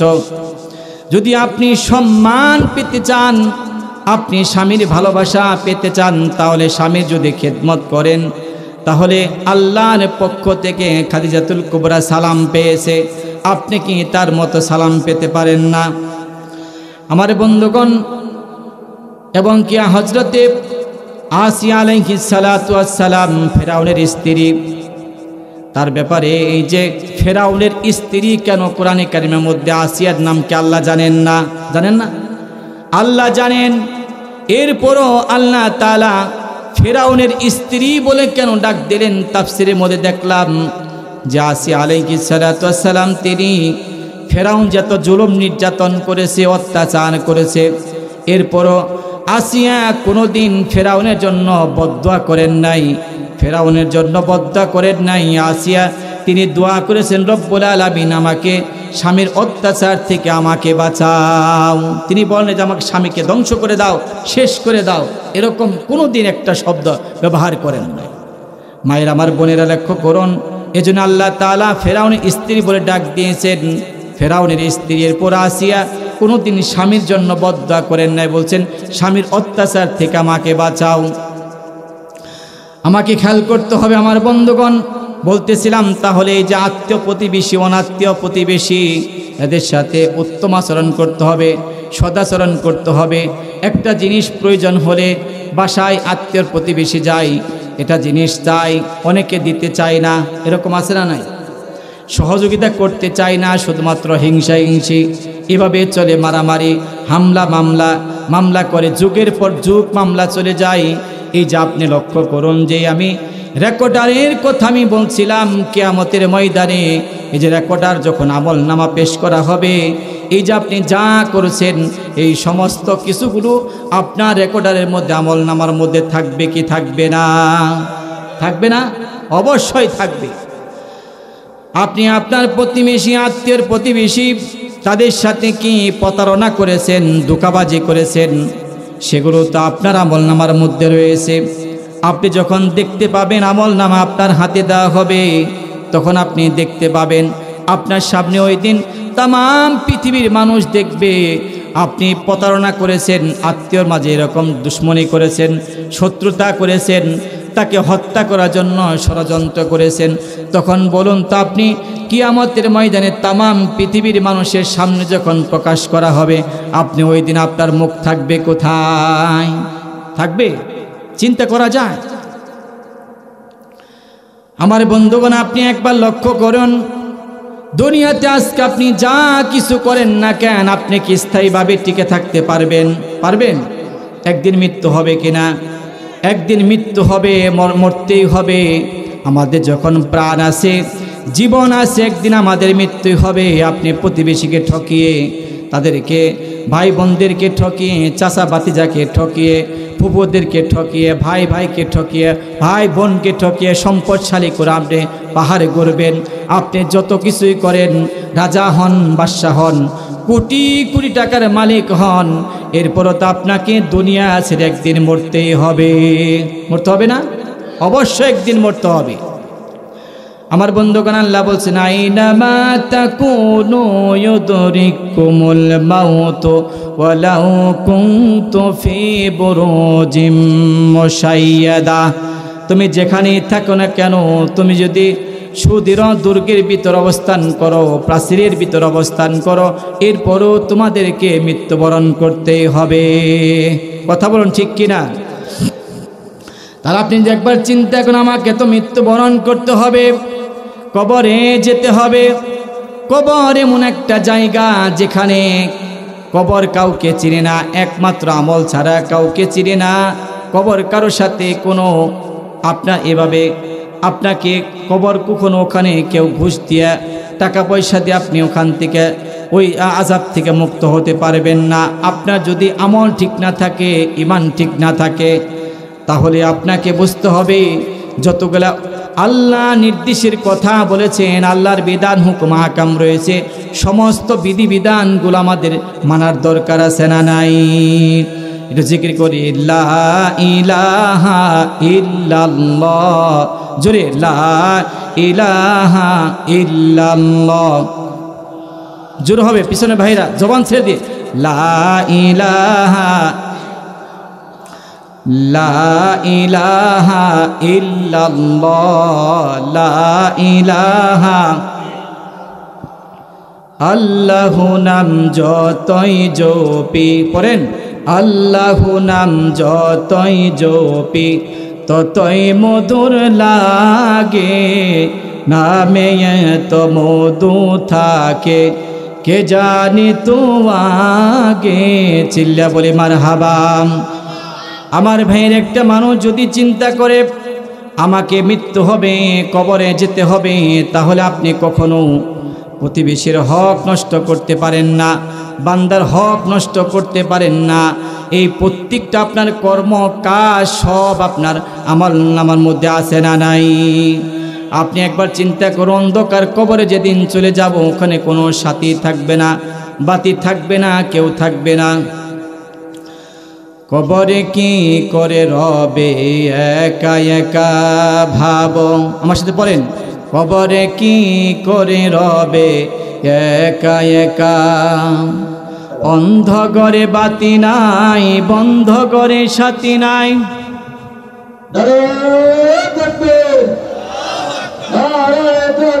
কবরের কথা বলতেছেন, শেষ করে দেবে। এখানে প্রধান মেহমান চলে আসছে, উনি অনেক বড় একজন আলেমেদিন, আমার বন্ধু এবং বড় ভাই, তো উনি গুরুত্বপূর্ণ আলোচনা করবেন। আপনারা শেষ পর্যন্ত থাকবেন তো ইনশাআল্লাহ। আমার ভাইরা দেখেন, কবরের কথা একবার চিন্তা করেন যে ওখানে কীভাবে থাকবেন।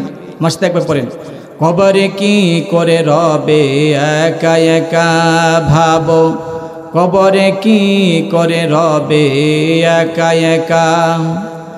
অন্ধ ঘরে বাতি নাই, বন্ধ ঘরে সাথী নাই, তোমার পিয়া দেবে না তোমার দেখা। কবরে কি করে রবে একা একা। সবাই একটা জবান বন্ধ রাখবেন না, হাত এখানে দেন, বুকের কাছে দেন। কবরে কি করে রবে একা একা। এখানে হাত রাখার অর্থ হলো নিজেকে জিজ্ঞেস করেন যে আরে ওই কবরে একা একা কীভাবে থাকবো। কবরে কি করে রবে একা একা। বালিশ নাই, মশারি নাই, কেমন করে ঘুমাবে ভাই। কথা বলেন ঠিক কিনা?